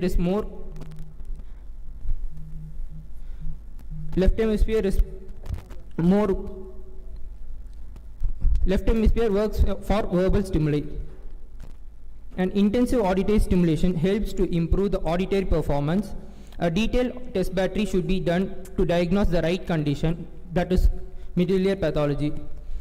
conclusion, an appropriate and detailed audiological test battery is needed to diagnose the auditory maturation delay. For infant who has been diagnosed with severe to profound hearing loss, we should not limit our management as CI or hearing aids. We should also choose auditory stimulation if it has been indicated. Cochlear microphonics in infants could also indicate auditory maturation delay in addition to the auditory dyssynchrony. Unaided cortical responses is the important findings indicating the cortical maturation. Although a Cudley-McCloud syndrome indicates severe to profound hearing loss, is not always the same in all cases. A protocol has to be tailor-made. Thank you. So our last presenter would be Miss Samhita. So I would request her to talk on abilities in Kannada speaking children with stuttering. And I'm sorry for the rest of this because there are 4 speech topic speakers. Please, I request you to be there for tomorrow, and we will have your presentations tomorrow before lunch. Thank you for understanding. Good evening, everyone. My topic is metalinguistics abilities in Kannada speaking children with stuttering. The introduction. Claim that global language deficits exist among persons who stutter remains debatable. Various authors have conducted different studies and have found lower scores in areas of syntax, vocabulary, articulation, language, and speaking. However, there are some authors who have found no significant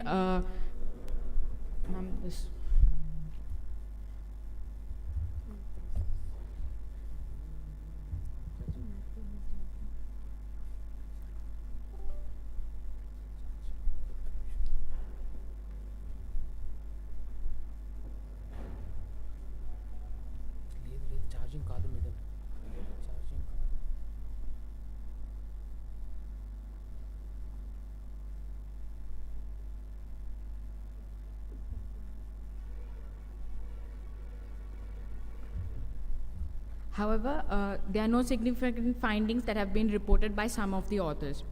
The aim and objective of this study is to gain insights into the metalinguistic abilities in children with stuttering and measure the metaphonological skills, metasyntactic and metasemantic skills in the children with stuttering. The method was, we took 5 children with no history or complaints of hearing or visual problems in their general, and they have no problems in the general intellectual and motor abilities. The stimulus and these were the domains that were tested.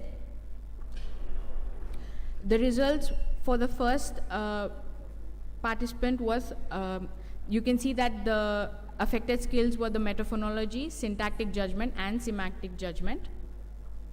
For the second, however, metaphonology skill was not affected and the other 2 were affected. Similarly, for the third participant, only syntactic judgment was affected. And finally, for the last participant, 3 of the skills were affected. And as you can see here as well, there were only metaphonology that was affected. The current study found that stutterers performed poorly on these metalinguistics tasks.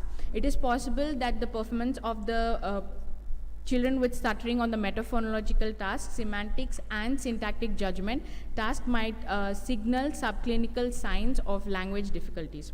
Metalinguistic competence might represent the domain where subtle signs of language difficulties among the children with stuttering may be found.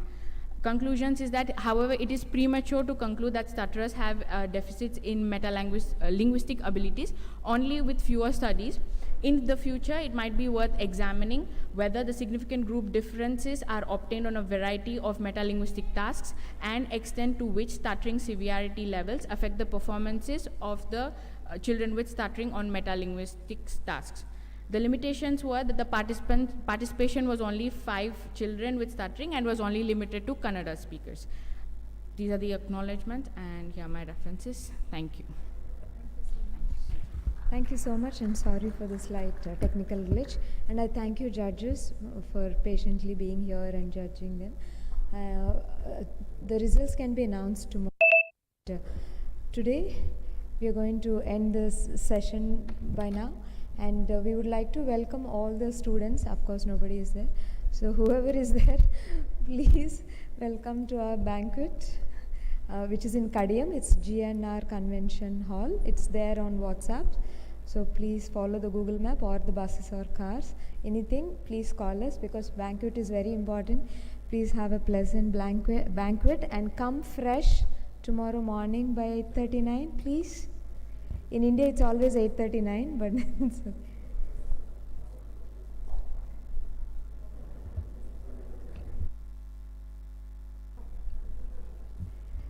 So yeah, the presenter will be here at 9 o'clock. So all the students, whoever enjoys banquet, yes, please be here by 9 o'clock sharp. Thank you. Day 1 ends.